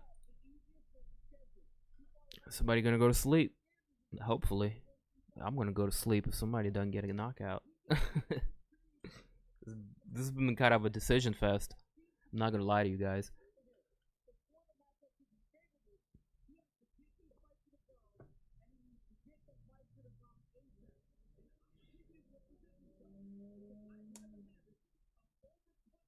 Both of these guys are in kind of a must-win position. More so the Brazilian than the other fella.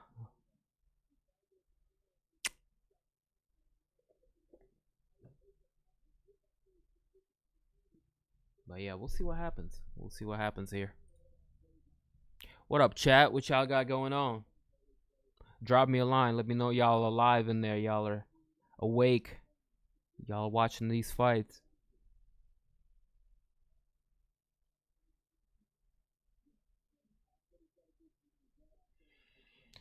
Vinicius Mejia, 100% finish rate, 8 submissions.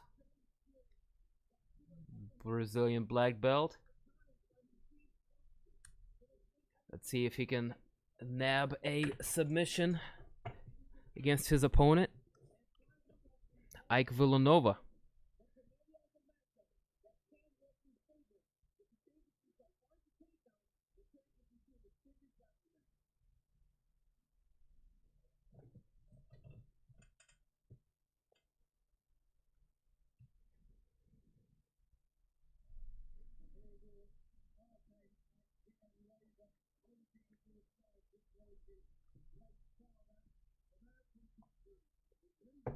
Houston, Texas representative Villanueva in the building, making his way out to the octagon right now. My man Foggy, what that shit do? Hungover as hell, out playing golf yesterday. He got a little more than snap while playing some golf last night, huh? That's more than you bargained for. Just getting it ready? Alright. I'm pacing myself. Like I got like a small little bud left. I'm gonna smoke it before the main event. 'Cause I gotta ride out, give me some more.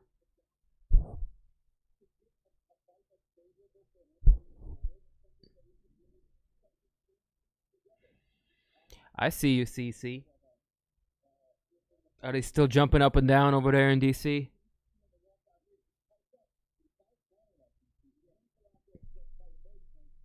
What's going on? 13 first round finishes, 13 wins by knockout on Villanova's record. Big fella. Not exactly a typical Wednesday here at DIMtv. I don't normally stream this early or on Wednesdays, but we accommodate all walks of fight fans here at our channel.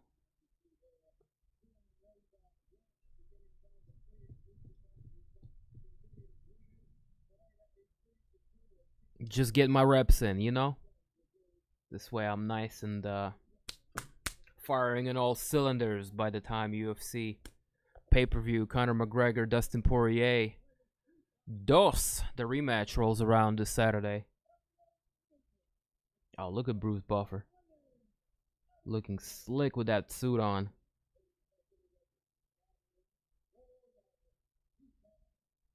Oh, okay.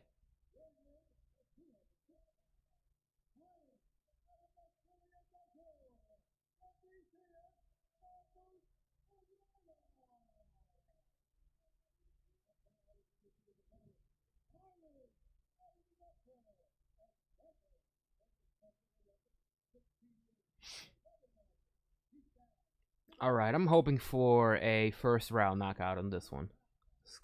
Come on. Y'all are fighting for your UFC career right now. You're down 2, the other guy's down 3. If this fight sucks, y'all are both getting cut.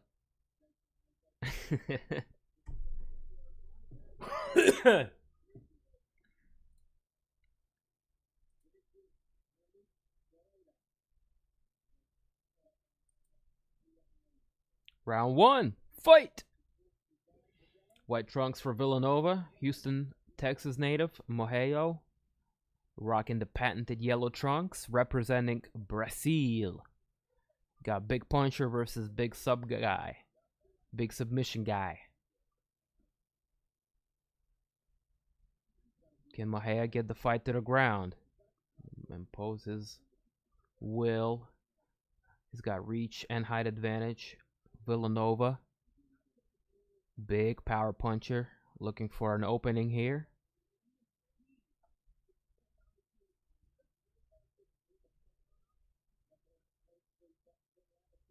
Throwing a high kick up there.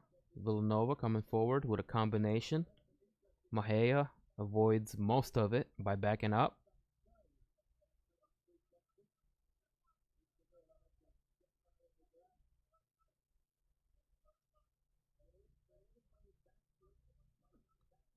Oh, good low kick lands for Moreira. And Villanova goes downstairs as well. Good liver punch.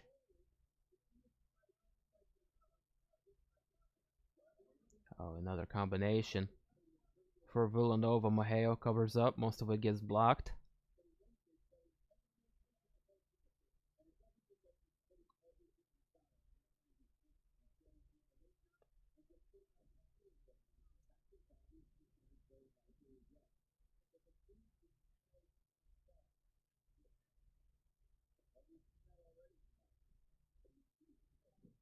Oh, big looping punch for Moreira.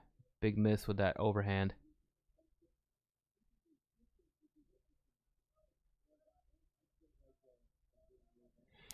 All of my predictions are right there, buddy. RD, what that should do, man. For the main event, I think Chiesa is gonna win. What's up, punk? Easy. What that should do? Wow, really? Really easy? Don't make me ban your ass.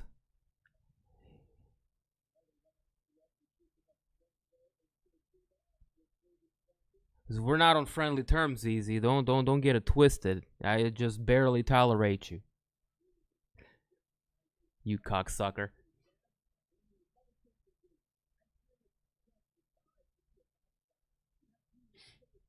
Can't say shit like that to me.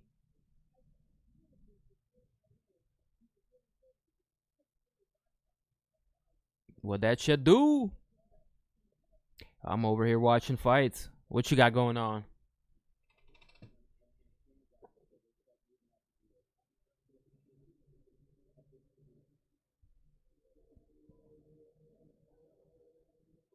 Oh shit. One of those right hands got through.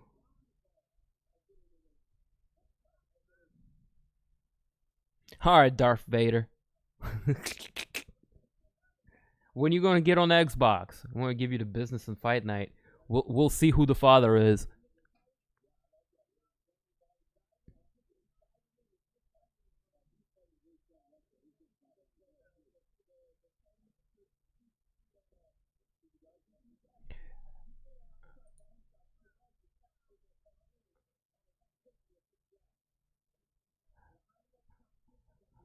Alright, aside from Easy's pathetic attempts at distracting me, Mejia appears to be winning the fight on the scorecard, but I don't know about that. Villanova's putting together more combinations. I think he might be landing more too. Man, I don't know.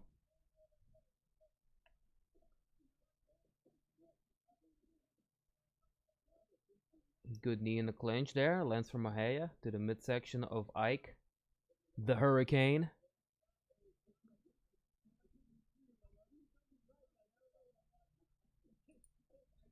Bro, that's not what happened last time, Easy. That's not what happened last time. Until you fix what happened last time, you can't be talking to people like that, bro.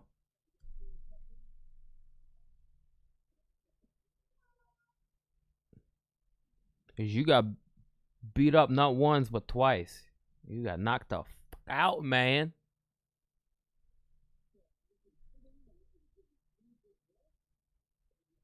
But unlike Bobby, I'll let you fight. I'll let you fight me. I'll let you get another crack. The Manny and Bobby, they don't even want to fight me no more. They just sit there and play their little games. Manny plays Battleship.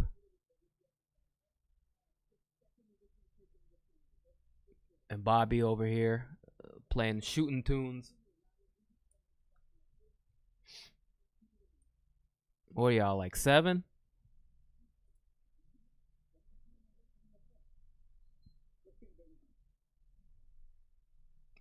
But Easy, matter of fact, you get more respect for fighting me because you the only dude that'll fight me. There's also Pimp, but he get no respect whether he fight me or not. Pimp get no respect. He's like Roddy Dangerfield. He gets no respect at all. Now, round number 2. Oh, let's get it.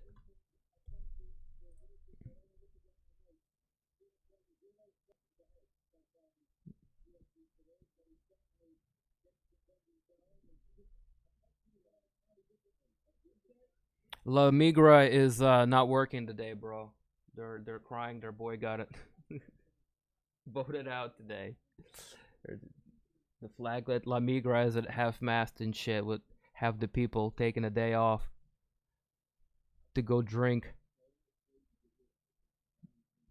Yeah, I need to shut the fuck up and watch this fight. Oh, goddamn! Down goes Mejia. Goddamn! Big shot. Left hand Larry.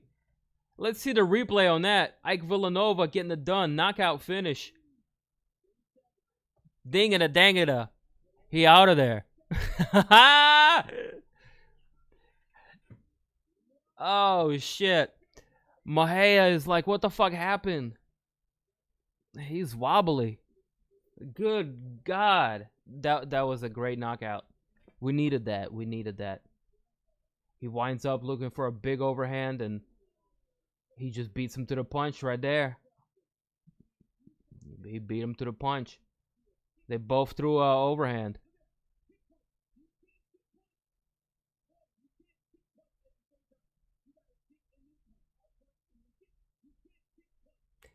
He kick punched and got knocked out. He got knocked out, man. He got knocked the fuck out. And he's looking at the referee like, Why he looking at the referee? He thinks he's fighting the referee. He thought the referee knocked him out.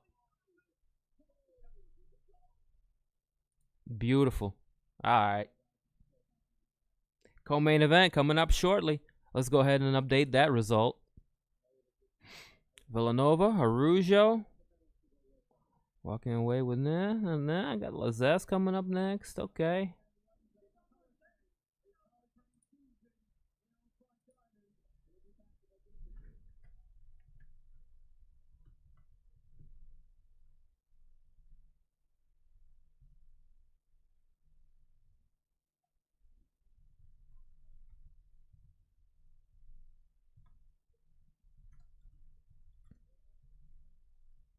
That was epic. About time for some violence. I know, right? That was dope. Now, this is probably going to be the end of Vinicius Moreira's UFC stint. Best of luck to him. He can go fight in Bellator or the Jungle Fight. Couple fights. Get some wins. Maybe we'll see him again. Better smoke about it. I'm gonna do the Kenny Omega nod of approval. Yes. Why not?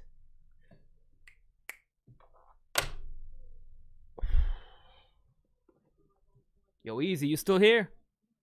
Let's do a bong rip. Bobby, you here? Jason, my man. Let's do a smoke about it. I figure we fired it up. Maybe the co-main event's gonna result in a finish as well. As I can barely talk here. Do I really need this bong rip?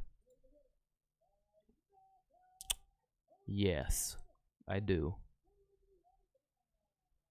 Villanueva.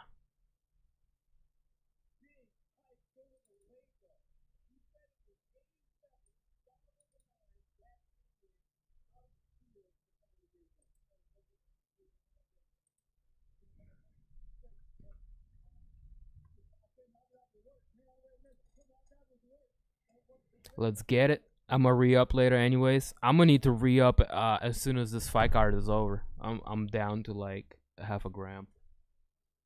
I should have re-up this morning, really. But I thought my weed man was at work and shit. And he hit me up in the middle of the stream. He was like, I ain't working today. I'm like, damn, bruh.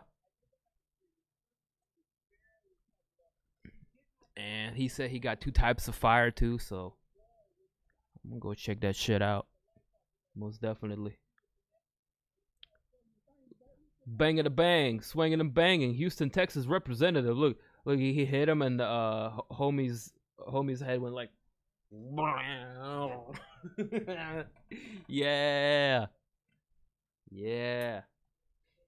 At last, MMA gods bless us with some sweet knockouts.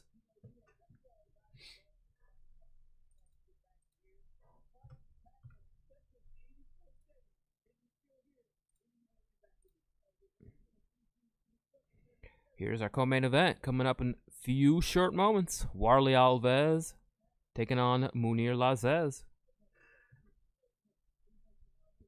Don't go anywhere, bros.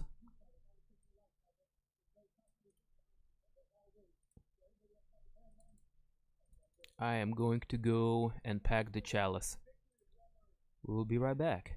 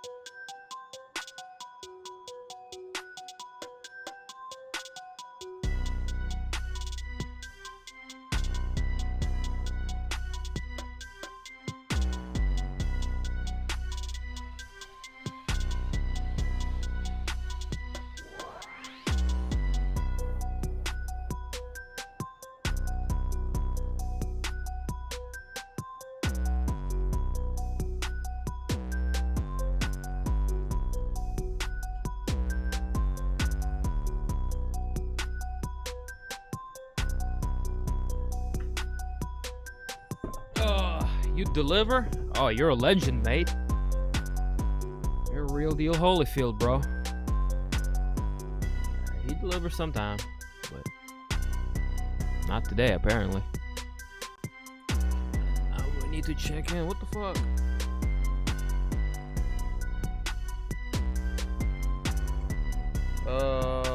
Yes, I can pick you up after work. You right there. You know who I'm talking to. You. Yeah, I'm picking you up after work. Never fear, Dim is here for you.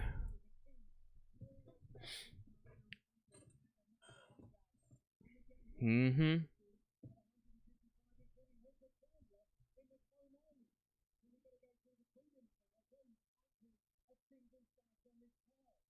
Yes, y'all.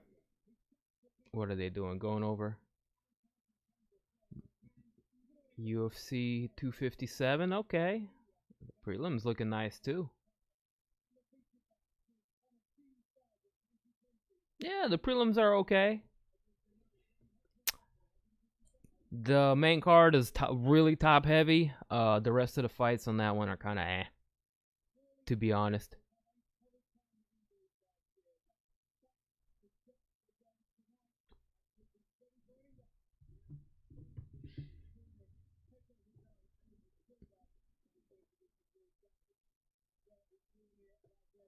Cece, would you be upset if I got like way too high and then I wouldn't be able to pick you up from work? Like you had to walk home and shit. Would you be mad?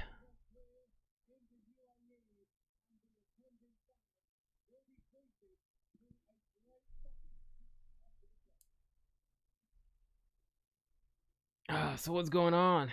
What is up? UFC Fight Island 8, numero 8. I don't know how to say 8 in Spanish. Numero 8.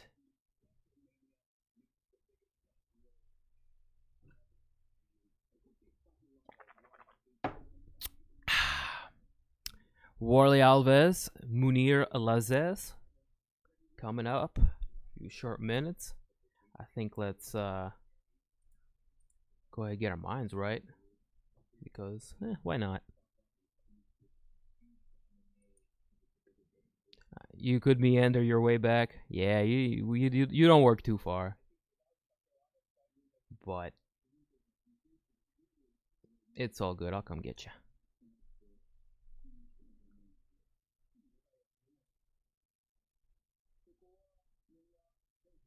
That's right. A little nice stroll through the park. That's all.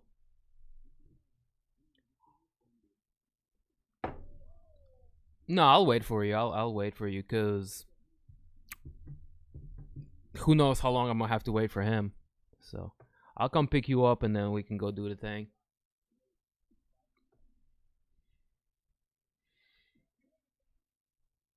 If you are now just joining us, we are getting ready to watch the co-main event, which is Warlley Alves taking on Mounir Lazzez. That's coming up in a few short moments. Here's the tail of the tape on these two guys. Mounir is going to have a significant 4-inch reach advantage on his opponent. Bro, I can't show the fights. You know I can't show the fights on YouTube. What I can do for you, though, if you go to my Discord, there's going to be a little linky link for you there that somebody posted that may or may not be there.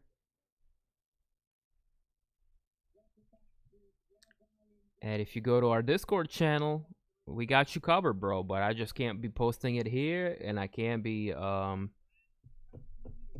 showing the fights. I can't even do the audio. They will ban me for doing just audio, and that is straight up crazy. But yeah, peep the description. The links to everything you need are in the description below. Join, check out our Discord. It's a good little spot to be. we got going on there at Discord? Let's check in on the Discord real quick before the start of this fight. Ba-bam-bam-bam.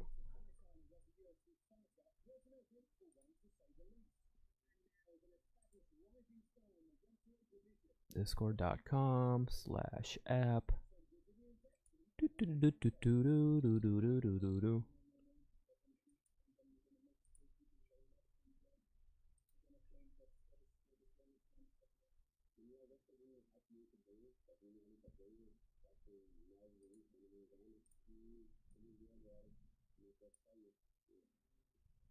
They cut his shit. Yeah, man. I've been banned like 3-4 times, and at this point, I've just learned not to fuck with it.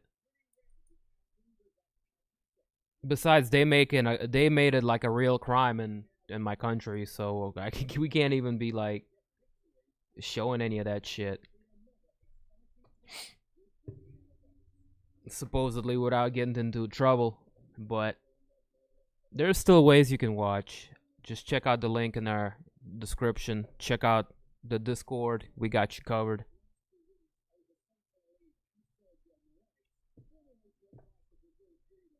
And you can use the same place by the time the pay-per-view rolls around, you know? If you're smart, you can catch the counter fight there as well.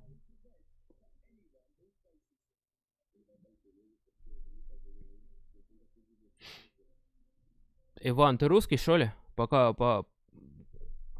Ты откуда, мужик? Where are you from, man? You Russian speaker?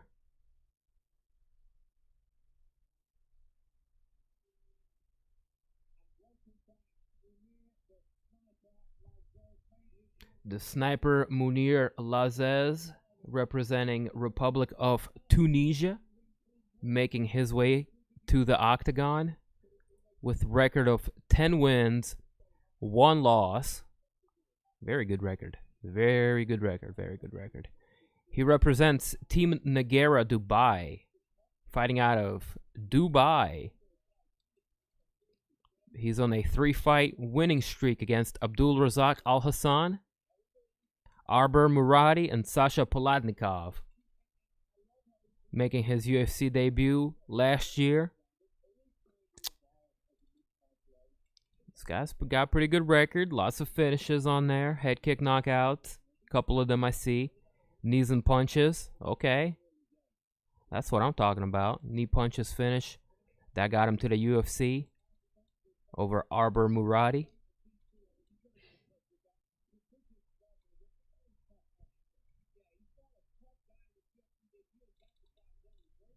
Let's see where Alves is. 13 wins, 4 losses on his record. Old Warlley Alves represents ex-gym, fighting out of Rio de Janeiro, Brazil. Coming off of a loss against Randy Brown. But prior to that, has wins over Sergio Moraes, Sultan Aliyev, Salim Touhari. This fought Kamaru Usman. That was this damn, back at UFC Fight Night 100 2016.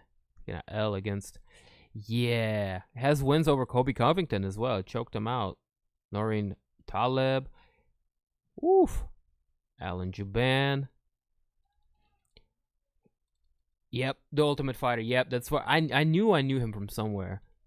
That's the Ultimate Fighter Brazil, but he was the Brazil one because it's the one that we never got to watch because it was in Portuguese.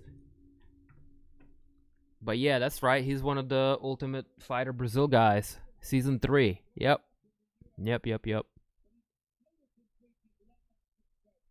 He has a mean guillotine, man. Watch out for this cat's guillotine. And since his win against Kobe Covington, he's kind of been up and down. Took a L against Brian Barberena, Kamaru Usman. Then he came back, won against Sultan Aliyev and Salim Touhari. Lost to James Krause. Won against Sergio Moraes. Very exciting fighter, man. Lots of finishes on his record. He's a wily veteran. No pun intended. He's a Warlley veteran. Nah.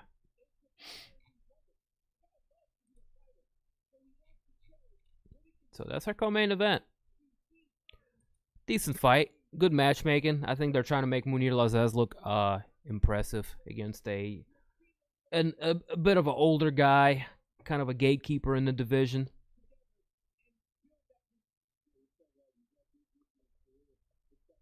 He's got 8 wins by submission on his record. Got a lot of guillotine chokes on there.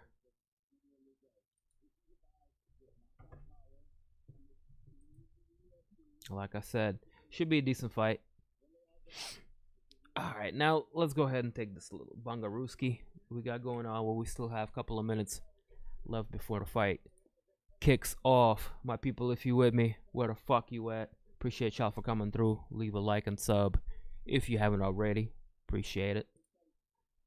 If y'all need a link to the fights, just holla at our Discord. The link to which is in the description below. We got you covered. We got what you need. Follow DIMtv Discord channel. That's good shit. Alright. Now we got that cheap plug out of the way. Let's smoke some weed, huh?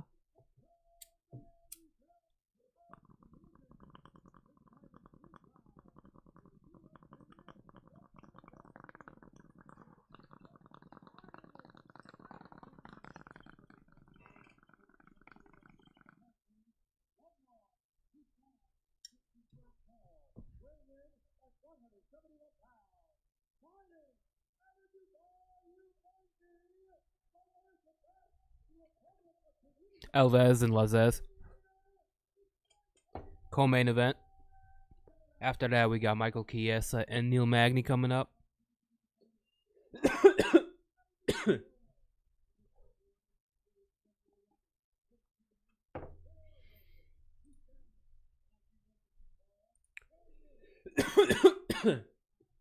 Bruce Buffer with the white suit on, looking fly as hell.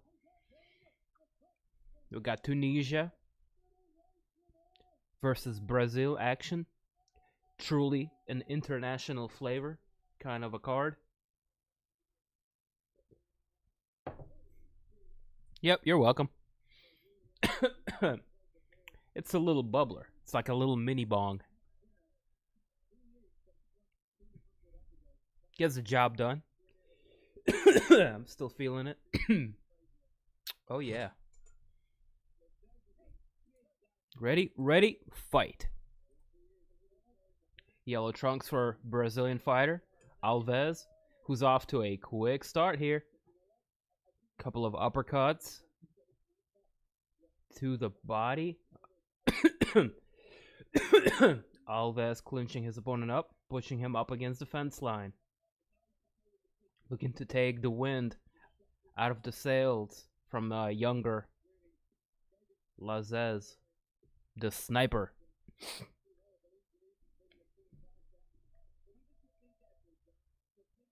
Alves looking to make this into a clinch fight from the get-go. Just really wanting to control his opponent, not let him move around and tee off. Lazzez is known to be a dynamic striker. Now Lazzez turned Alves up against the corner. And Alves doing a good job with few short elbows here in the clinch range. Oh, and a spinning back fist from Alves. Keeping the fight up against the cage. Keeping it in the clinch.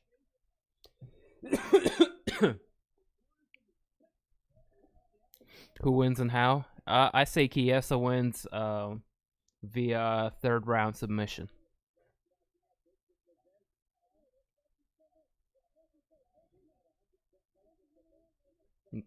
Calling for a Chiesa sub.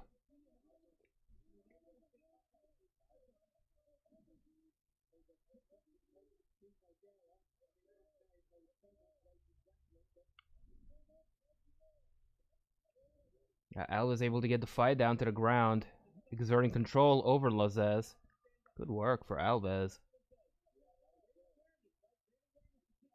Lazzez able to pop right back up, utilizing the cage.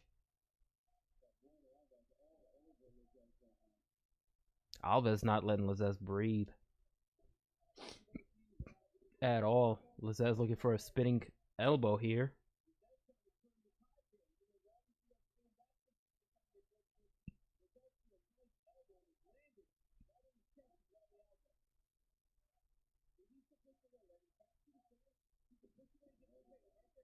Oh, good series of kicks to the midsection. Oh, Alves finishing his opponent with a series of kicks. Vicious kicks to the body, followed by ground and pound. What?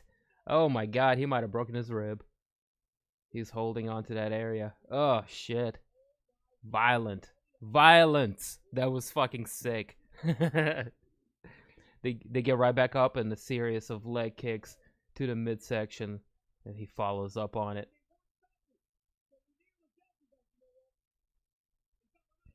Oh, he just goes down.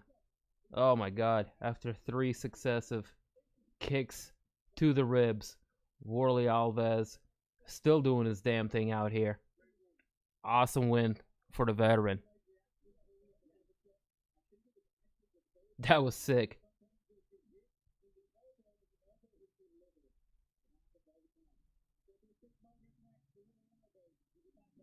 Felder says he blocked it and the shot went through and then the elbow hit the liver. That was very well done by veteran, tough Brazil 3 winner, Warlley Alves. He just came in there with a very specific game plan and he followed it to a T. My criticism to Mounir is he obliged. He kept it a clinch fight. And granted, he had some power in the clinch. He was able to turn Alves several times, but Alves clearly the superior clinch striker. He was able to clip Lazzez several times on the way out the clinch. Needless to say, Lazzez needed to recenter, take the cage, the center of the octagon, and keep his ass away from the clinching. Alves proving to be a good close quarters fighter. Very ouch. Fuck yeah.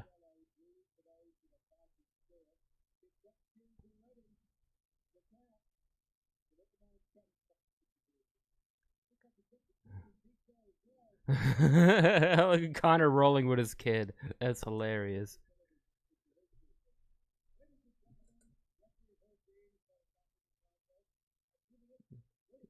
The kid's a kicker. He gave Connor a little pride kick. Yeah,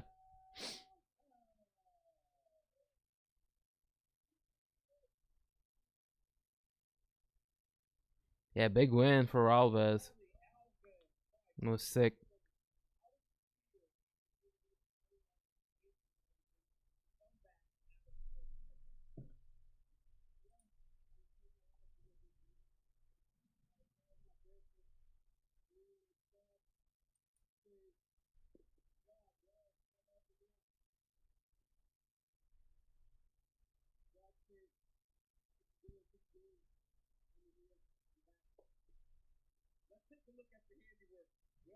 Look like a video game finish. He spammed that kick. Like, when you try to do a move and you just and it accidentally comes off like 3 times in a row, like you over spammed it and shit.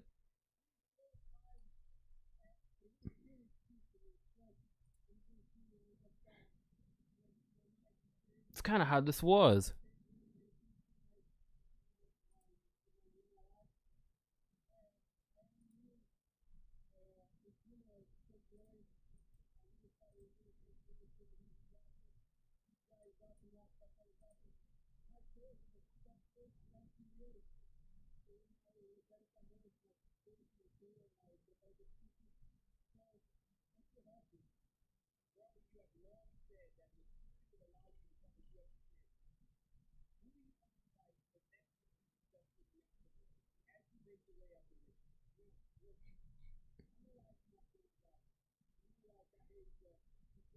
Well, after a great finish like that, is he gonna do a call out? Hold on, let's see.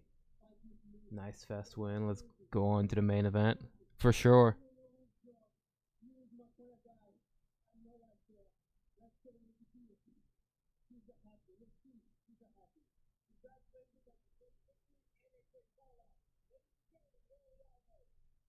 Who did he call out? I missed who he called out. Did you guys catch that? Who did he call out?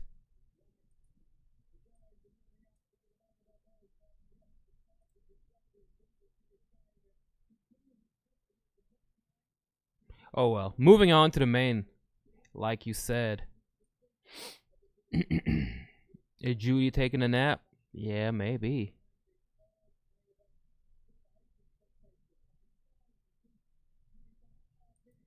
Taking a little weed nap. That's how it be sometimes. Here we go. Chiesa Magny coming up in few short moments. Don't go nowhere. Interesting fight. Most definitely. Kind of a grappler versus a well-rounded guy here. Pulling it up on the tail of the tape. Chiesa moving up from lightweight.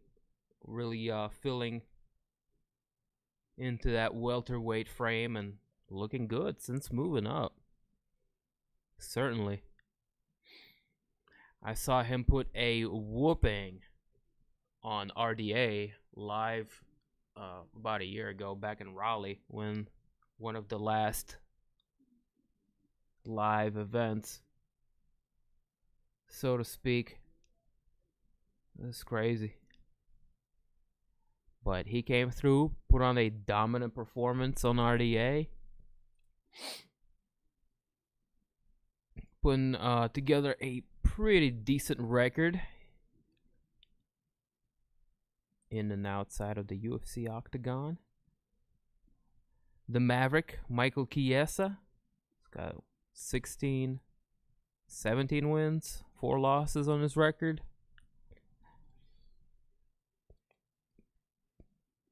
Put himself a nice little win streak over a few old guys. RDA, Sanchez, Carlos Condit, who hasn't been looking too bad. He only seems to lose to elite guys. Took L's to Anthony Pettis and Kevin Lee consecutively back in 2017. And then had wins over Beneil Dariush, Jim Miller, Mitch Clark. Suffered a loss to Joe Ozon due to a cut, unfortunately. Early in his UFC career. He is the Ultimate Fighter 15 winner. He beat Ala Quinta in that one. It remained undefeated until he ran into game-bred Jorge Masvidal, who hit him with a nice Darce choke. And since then has been a staple of the UFC's lightweight and welterweight divisions. He represents Sick Jitsu Gym and is fighting out of Spokane Valley, Washington. He's Michael Chiesa, the Maverick. His opponent tonight, the Haitian sensation, Neil Magny. 24 wins, 7 losses on his record. I was saying 24-8. Man, why is Topology and ESPN has different records for these guys? What the fuck? Anyways, coming off of a bit of a, what do you call, excuse me, sorry about that. Lost where I was. Putting together a nice streak of his own is Neil Magny with wins over Robbie Lawler, The Leech, Zhang Lee, Anthony Rocco Martin.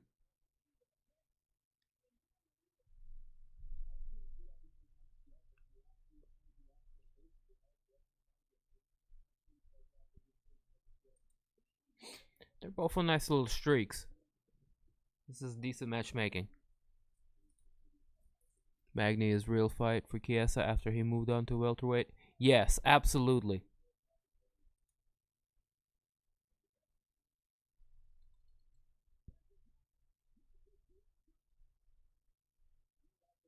I mean, with all due respect to the guys he's fought,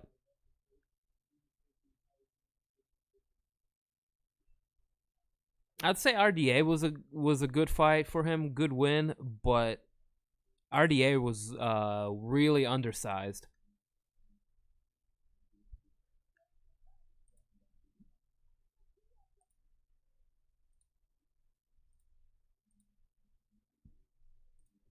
He was really undersized in that fight. And Chiesa just kind of threw him around and did what he wanted. Magny's going to be tougher. Magny's going to be tougher to do that too. He's bigger.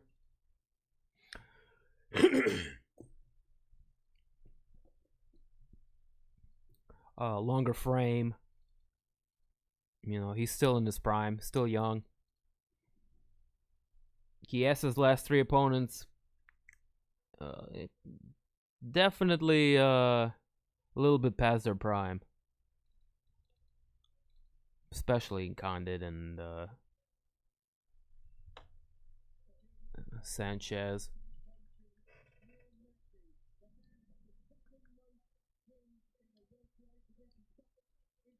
That being said, you know, if you want to do a little MMA math, RDA does have a win over Neil Magny back in 2017, where he beat him with a arm triangle choke.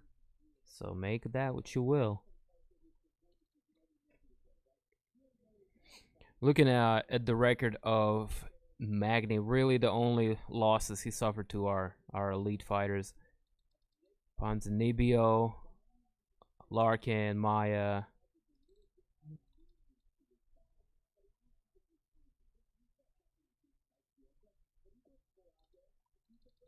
Magny's been around for ever, man. He's Ultimate Fighter season 16 guy. Well, he went on to the finals of that, lost to Mike Ritchie. But since then had a bountiful UFC career. Since dating back all the way to 2012. Holy shit. There's been a stable of UFC welterweights. Everybody knows what he's capable of. Contender level fighter here.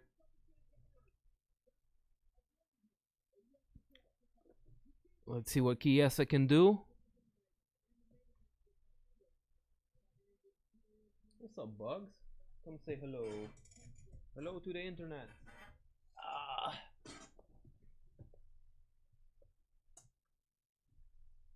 What's up, Big Pimpin'? Say hello.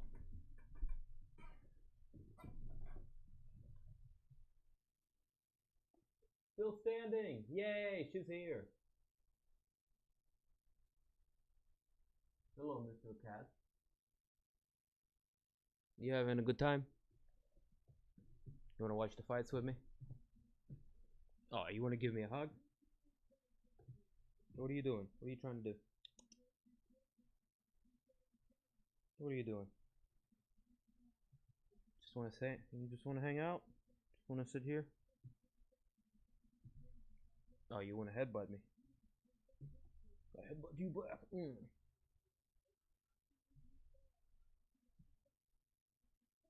What do you want? Hungry? You're always hungry. You like Craig from Friday. Every time I'm in the kitchen, you're in the kitchen.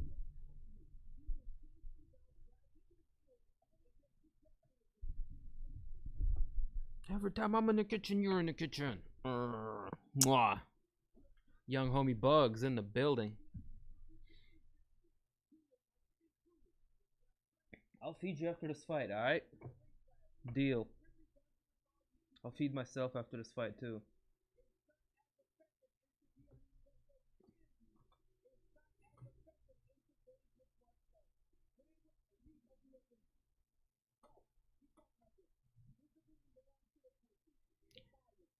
Young homie.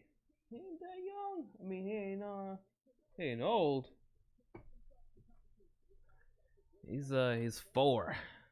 He's coming on 4. 3.5, 4. How old are you, knucklehead? He's big. He's like 15 pounds now. Chunky monkey. Maverick is the name of my son. Hey. MMA math doesn't work, bro. Sometimes. Most of the times it doesn't, you're right. Sometimes it works. Looking for common opponents between two fighters, it's not unheard of.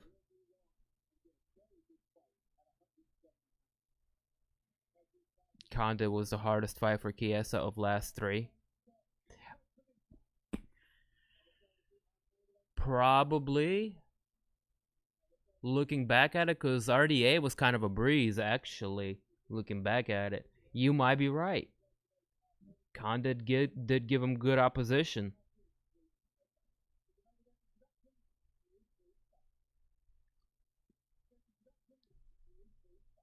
Magny's going to have a big reach advantage, too.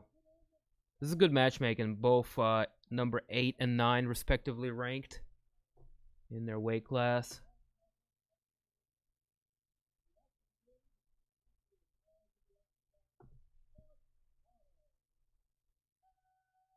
And now.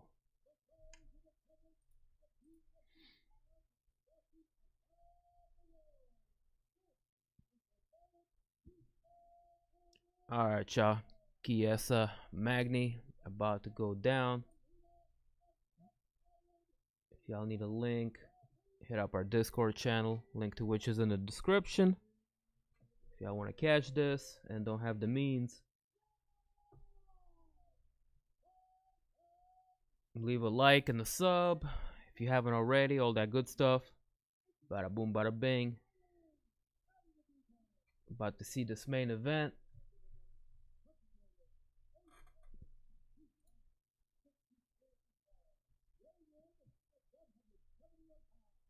Shout outs to Jason Carley, my man Ivan, Brandon White, Bobby Boulders, Young Homie Bugs, Judy V, In the Place to Be, and of course CC. I know you're still lingering there somewhere.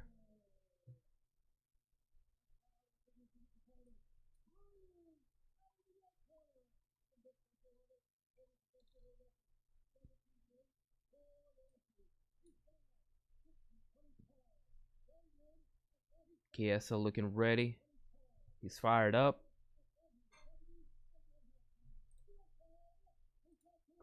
My stream skipping around a little bit. Yeah, Magny's definitely gonna be taller, longer, which is gonna make it more difficult for Chiesa to take him down. So he's gonna need to close the range, and that might be the difficulty. That might be where the challenge lies for Chiesa.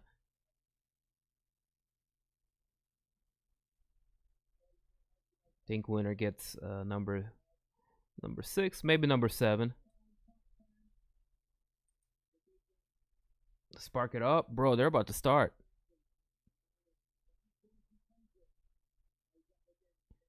YouTube too slow on my end. My stream is slow as hell right now. I'm kind of skipping around here and there. Oh my goodness, I just skipped right into first round. I'm off by about a few seconds. Off the bat right there, Magny establishing the reach, hitting Chiesa with a nice 1-2. Chiesa clinches up momentarily. Chiesa's close now. Magny disengages. Red trunks for Magny. The Haitian sensation. Green trunks for Chiesa. The Maverick.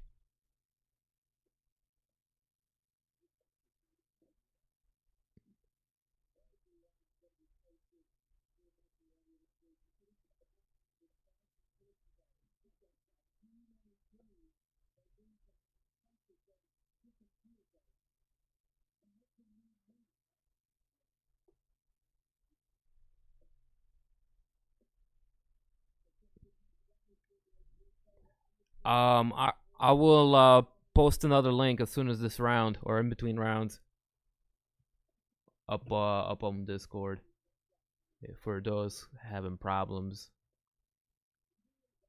Magny pursuing, stalking Chiesa here. Chiesa looking for big left, swing and a miss. Needless to say, Magny has got the advantage on feet, and not just because of the reach.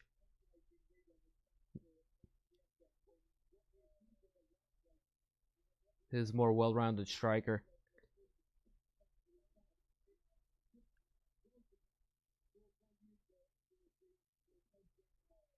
Chiesa looking for a lead hook. Magny keeping him at bay with straights and leg kicks. For me, Magny TKO round 4. Yeah, the size disparity was a bit of a overlooked factor for me. I thought they were about the same size. Oh, good combination for Chiesa. Still having problems closing distance. Magny by unanimous decision. I got Chiesa, but now looking at him having difficulty taking the fight to the ground, I might be regretting that prediction. You already know. Let me go ahead and see what's happening on Discord. Oh, beautiful change of levels. Chiesa finally able to get the fight down to the ground, moving directly into half guard as the result of that takedown. And he's going to look to pass.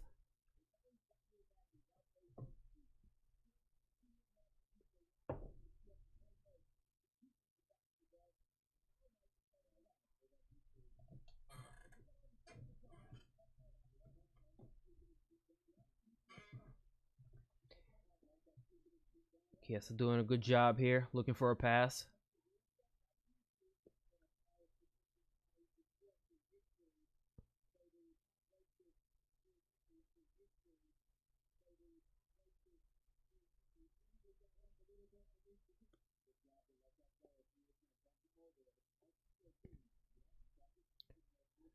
Maverick seems bigger.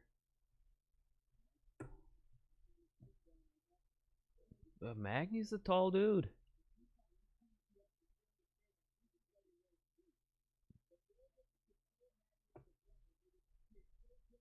Now check the fight stat here.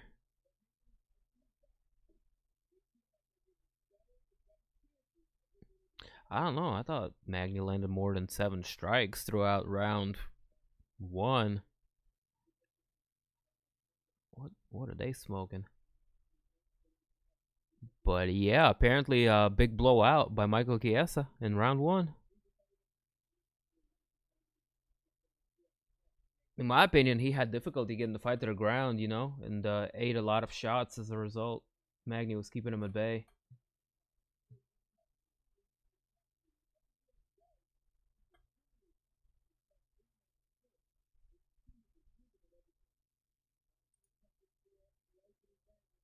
But yeah, that's what's up.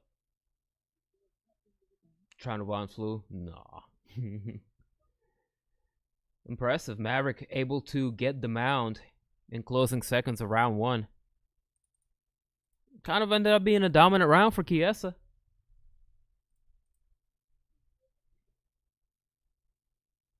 Snuck that takedown in there. Good shit.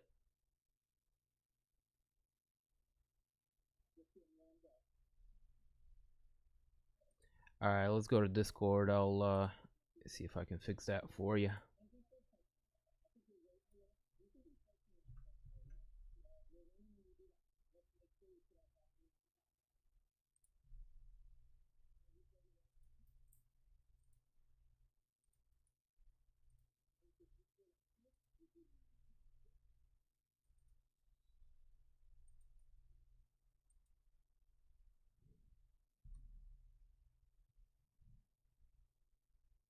No, that's the same link that I have posted up, man. So if you're having issues, that is not on my end, my brother.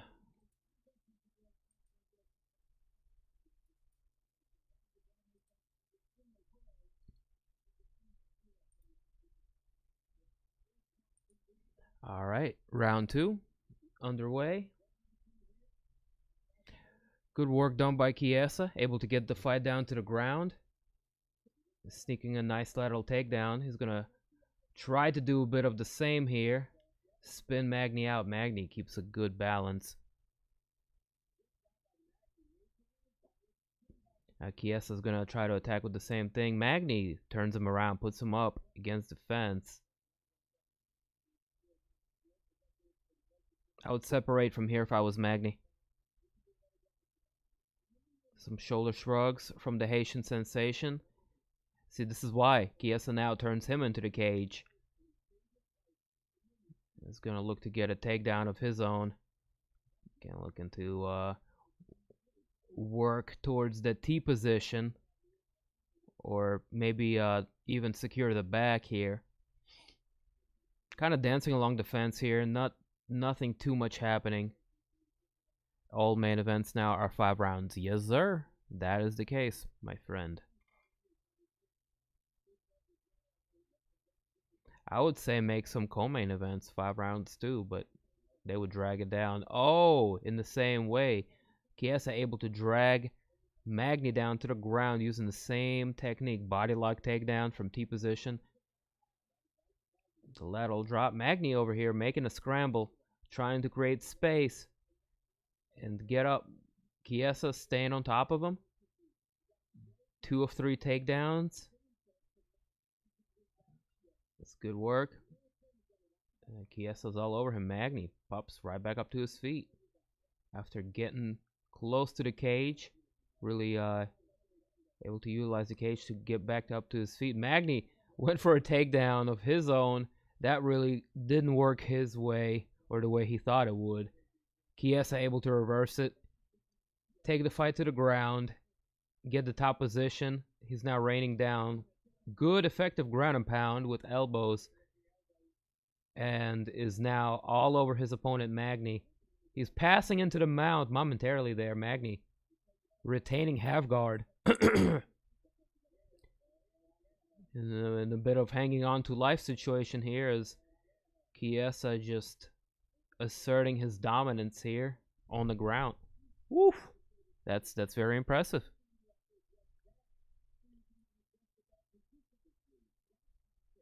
Chiesa making all the right adjustments here in terms of dealing with the frame of Neil Magny. Getting a little bit too high on the pass there, buddy. Magny thought about taking the back route.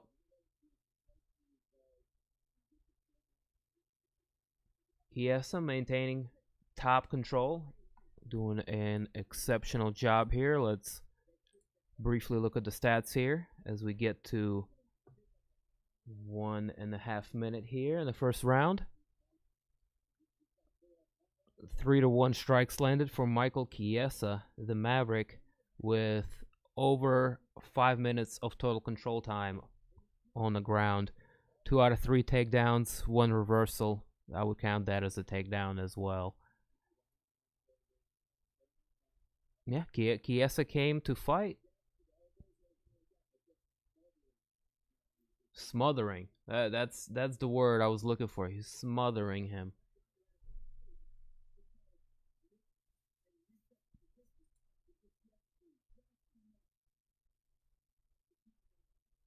Chiesa needs his ponytail to win. I think he's been doing pretty good without the hair. I don't think this might be like a Samson situation.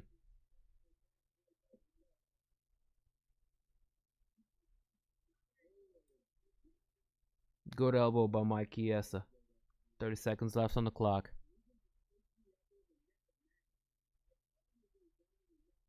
Well, not always. Not always. I think that's been in effect for the last couple years. Few years at least.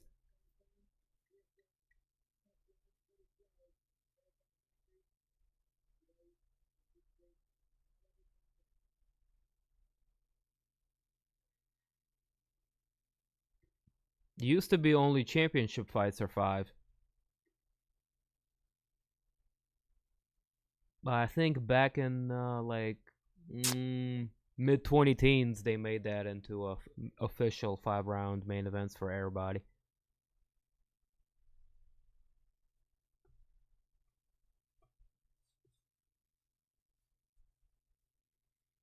And people welcomed it, fans and fighters alike.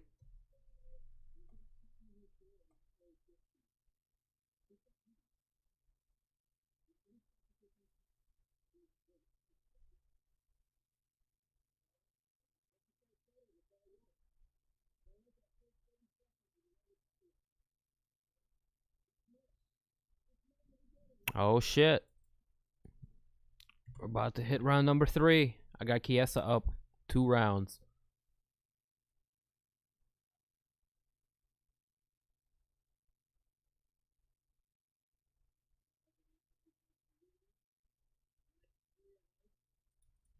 Here we go. Round number 3. Corner of Magny really urging him to get after it. Was down 2 rounds.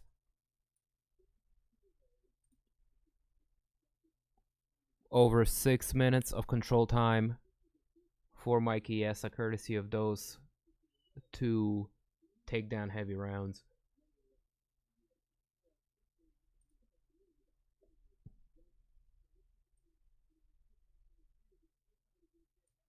Chiesa getting right back to it. Clinching. Now, Magny is obliging this grappling. He's not necessarily looking to separate, and this is going to get him in trouble again. Chiesa's just a better, not necessarily stronger guy in the clinch.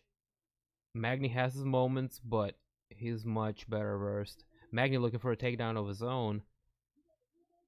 Looking to get a trip up against the fence. Chiesa defends this well. This is going to be control for Magny. Oh, finally. Getting what he was working for. Magny secures the takedown. Looking to take the back of Chiesa. He does just that. Magny's got the backpack. Magny with a bit of a comeback here. 3 minutes. Over 3 minutes to work. Landing some good ground and pound. He's got one hook in. Chiesa utilizing the cage to get back to his feet.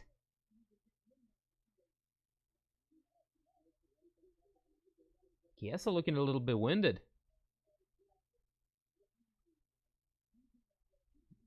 Now, Magny might, in what might be a display of better cardio, starting to put it on Chiesa. This is very interesting, very interesting.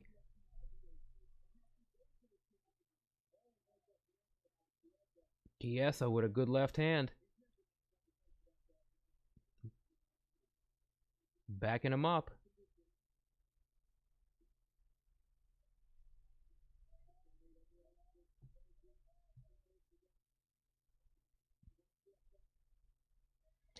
Yeah, Judy, it used to be that way all the time. Dating way back to who knows, but yeah, they changed that in I don't know, like at some point in the middle of 20 teens. 2014, 2015, or 16, something like that. Maybe even earlier. Don't quote me on it. Again, 2 minutes left here. Much closer round. Chiesa struggling to get the fight to the ground. Magny was able to get the fight to the ground momentarily. Oh, Chiesa's got the body lock. Takes the back, looking to drag the fight down to the ground. He is exerting a lot of energy here. Minute and a half left. They're fighting along the cage side. This is oh, beautiful. Chiesa able to dump Magny, get the fight down to the ground. And we're in a bit of a scrambling situation as my stream skipped around there with over a minute left on the clock. Beautiful work, Chiesa transitions into mount.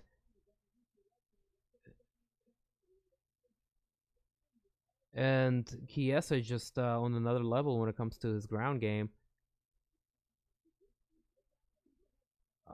Beautiful. Magny doing a good job popping right out of the mount. Momentarily, Chiesa was threatening the neck. Magny defends it. Chiesa remains on top. Half guard.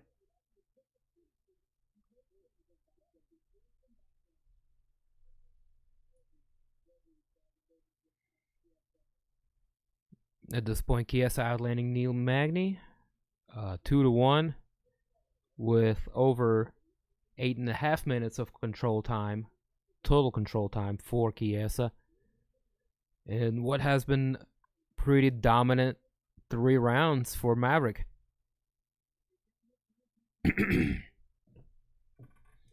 Magny's still in this fight, and this is where the stamina is starting to show. Chiesa slowing down, but he can still grapple. He's very nice with it still. Magny, I think, has better gas tank, but he needs to stop engaging into these clinch exchanges with Chiesa if he wants to win this fight. The key to winning for him really is tiring him out on his feet. And there you go. There's a combination. Looking at the highlight reel.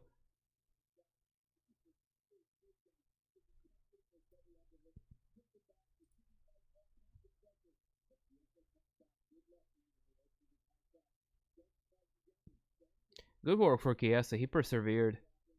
Had a pretty crappy opening of the 3rd round.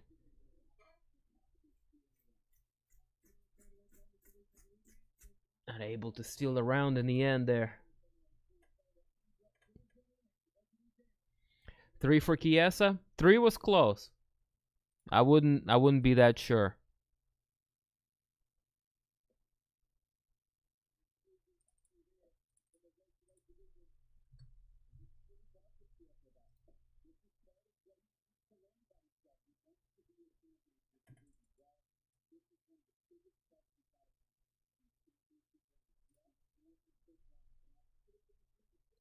Alright, we're in championship rounds here. Chiesa breathing hard. Magny looking composed, keeping his range, taking the center of the octagon. This is where he wins the fight. Keep his back off the cage. Good left. Lands from Magny, but Chiesa changes levels, able to drag the fight down to the ground once more. Very impressive. With 4 minutes left on the clock. And them being right in the center of the octagon. This is definitely the way Chiesa is going to secure a victory. Unanimously, too. He's stacking Magny. Momentarily looking to land some ground and pound. Magny slowly crawling towards the cage.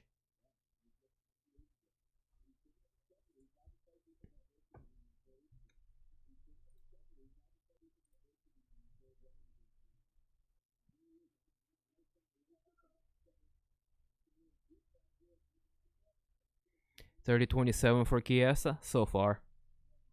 In my opinion. 3rd round was very close. It could be either or.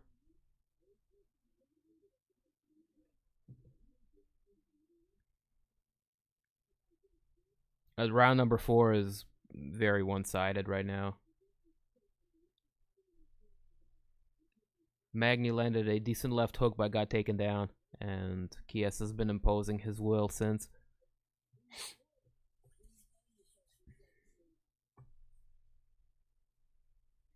Looking like Chiesa gonna go up to be 4 wins in a row, number 7.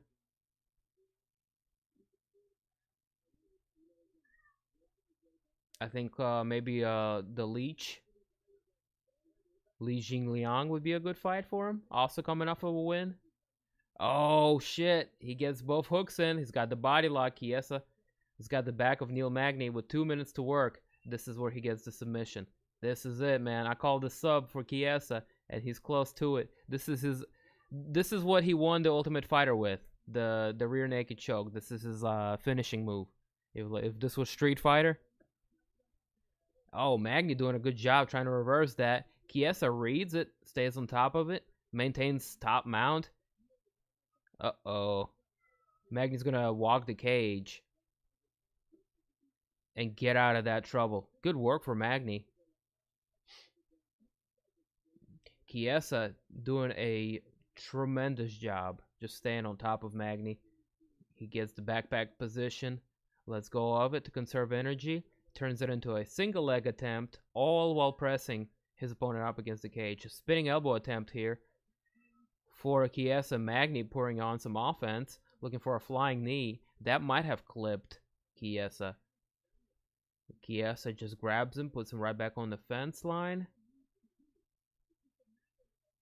Got the body lock. Both hands are clasped. We're going to go for turn that one into a single leg. Oh, Magny turning it into an inverted triangle attempt. Fuck, it's close.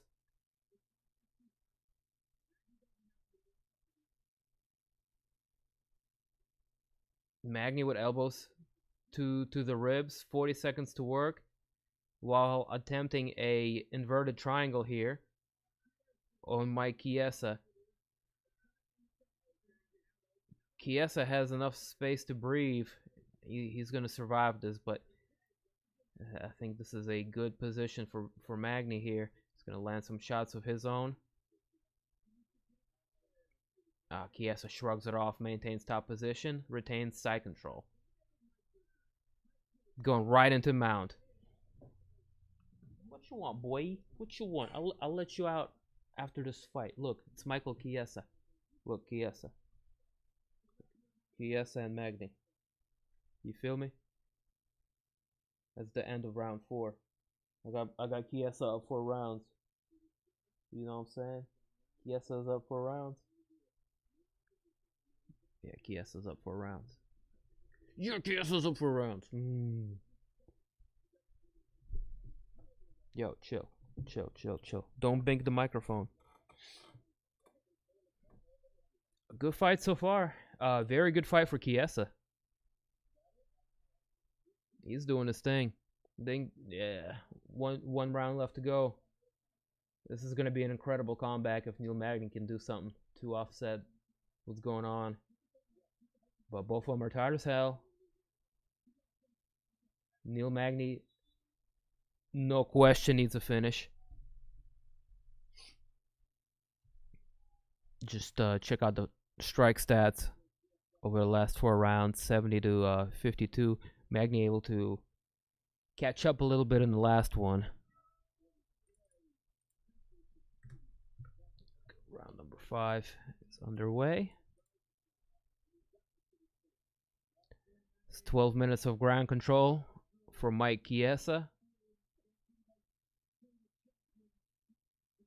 He's doing his damn thing.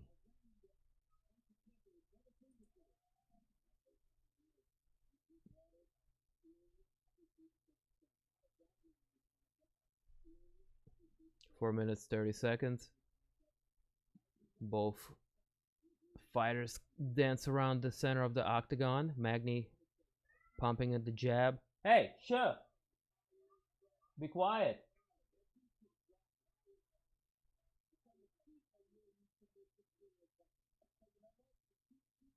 Magny looking to stalk him.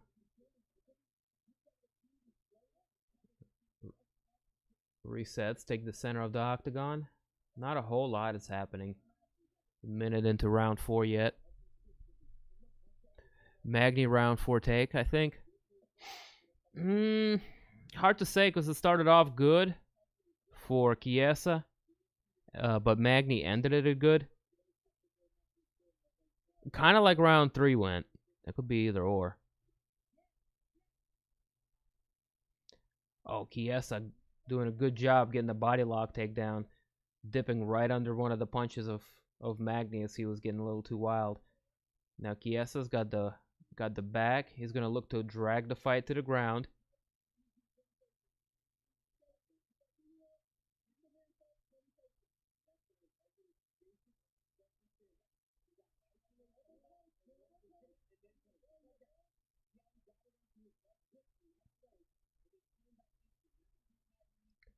Grueling last minutes of the fight. Chiesa's pressing Magny up against the fence.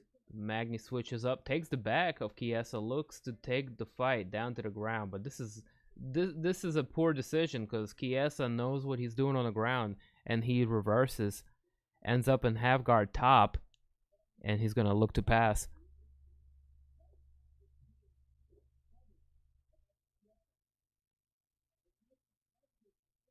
It's bad decision making for Magny.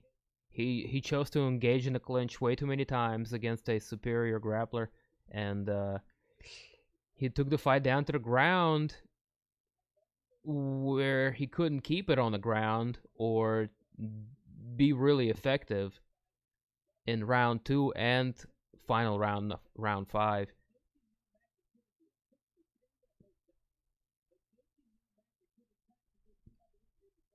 Magny just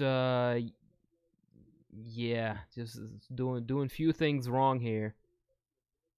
But I can't take nothing away from Chiesa, who has dominated his way to a 5-round wrestle victory, really.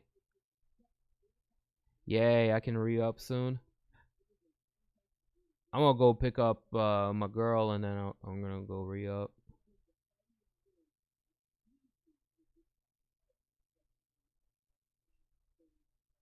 I'll go eat some food after this fight.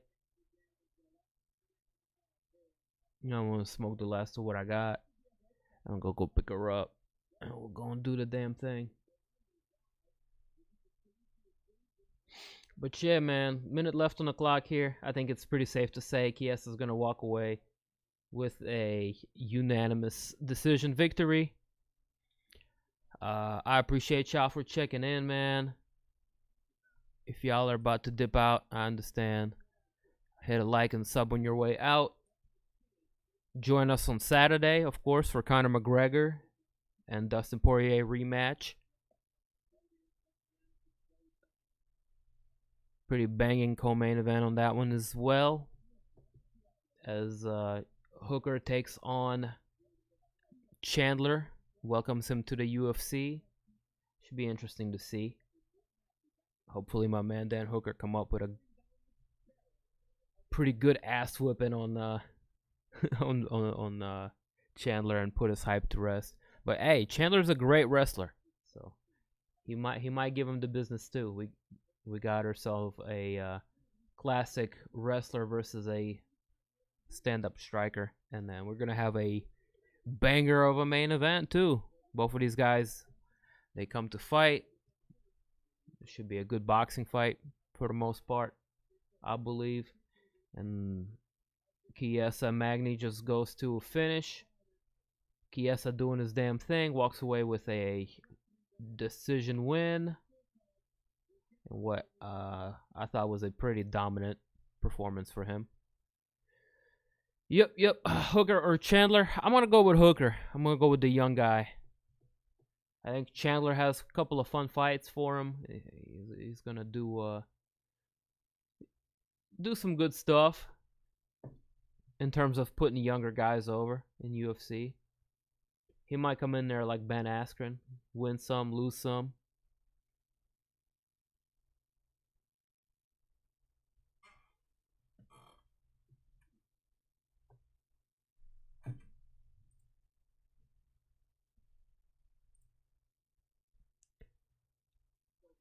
Michael Chiesa, Neil Magny is in the books. I'm out. Appreciate you for pulling up, man. For sure. We'll see you this Saturday, pimp.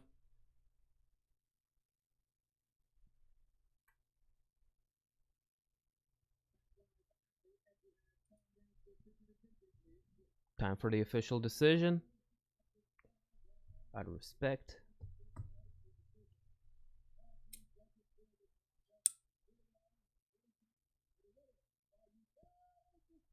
49-46. Magny got around. Okay. It's probably third or fourth. Those were the closely contested ones. But yeah, right on.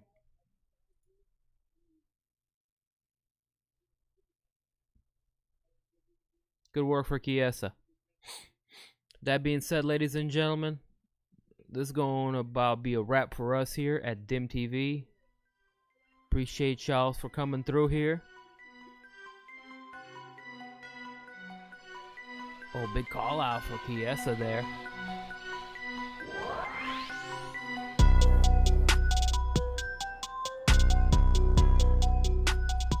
Oh my god, a little too loud. Sorry about that. Yeah, that wraps things up for us, ladies and gentlemen, boys and girls. As I said, thank you for coming through. We will see you on Saturday as Conor McGregor takes on Dustin Poirier in the rematch, UFC 257. Check in with us at Discord. Like, follow, subscribe, all that good shit. Description to our Discord is in the description. The link to the Discord. I can't even speak correctly. Either way, we out. Peace, much love. See y'all Saturday. We out of here.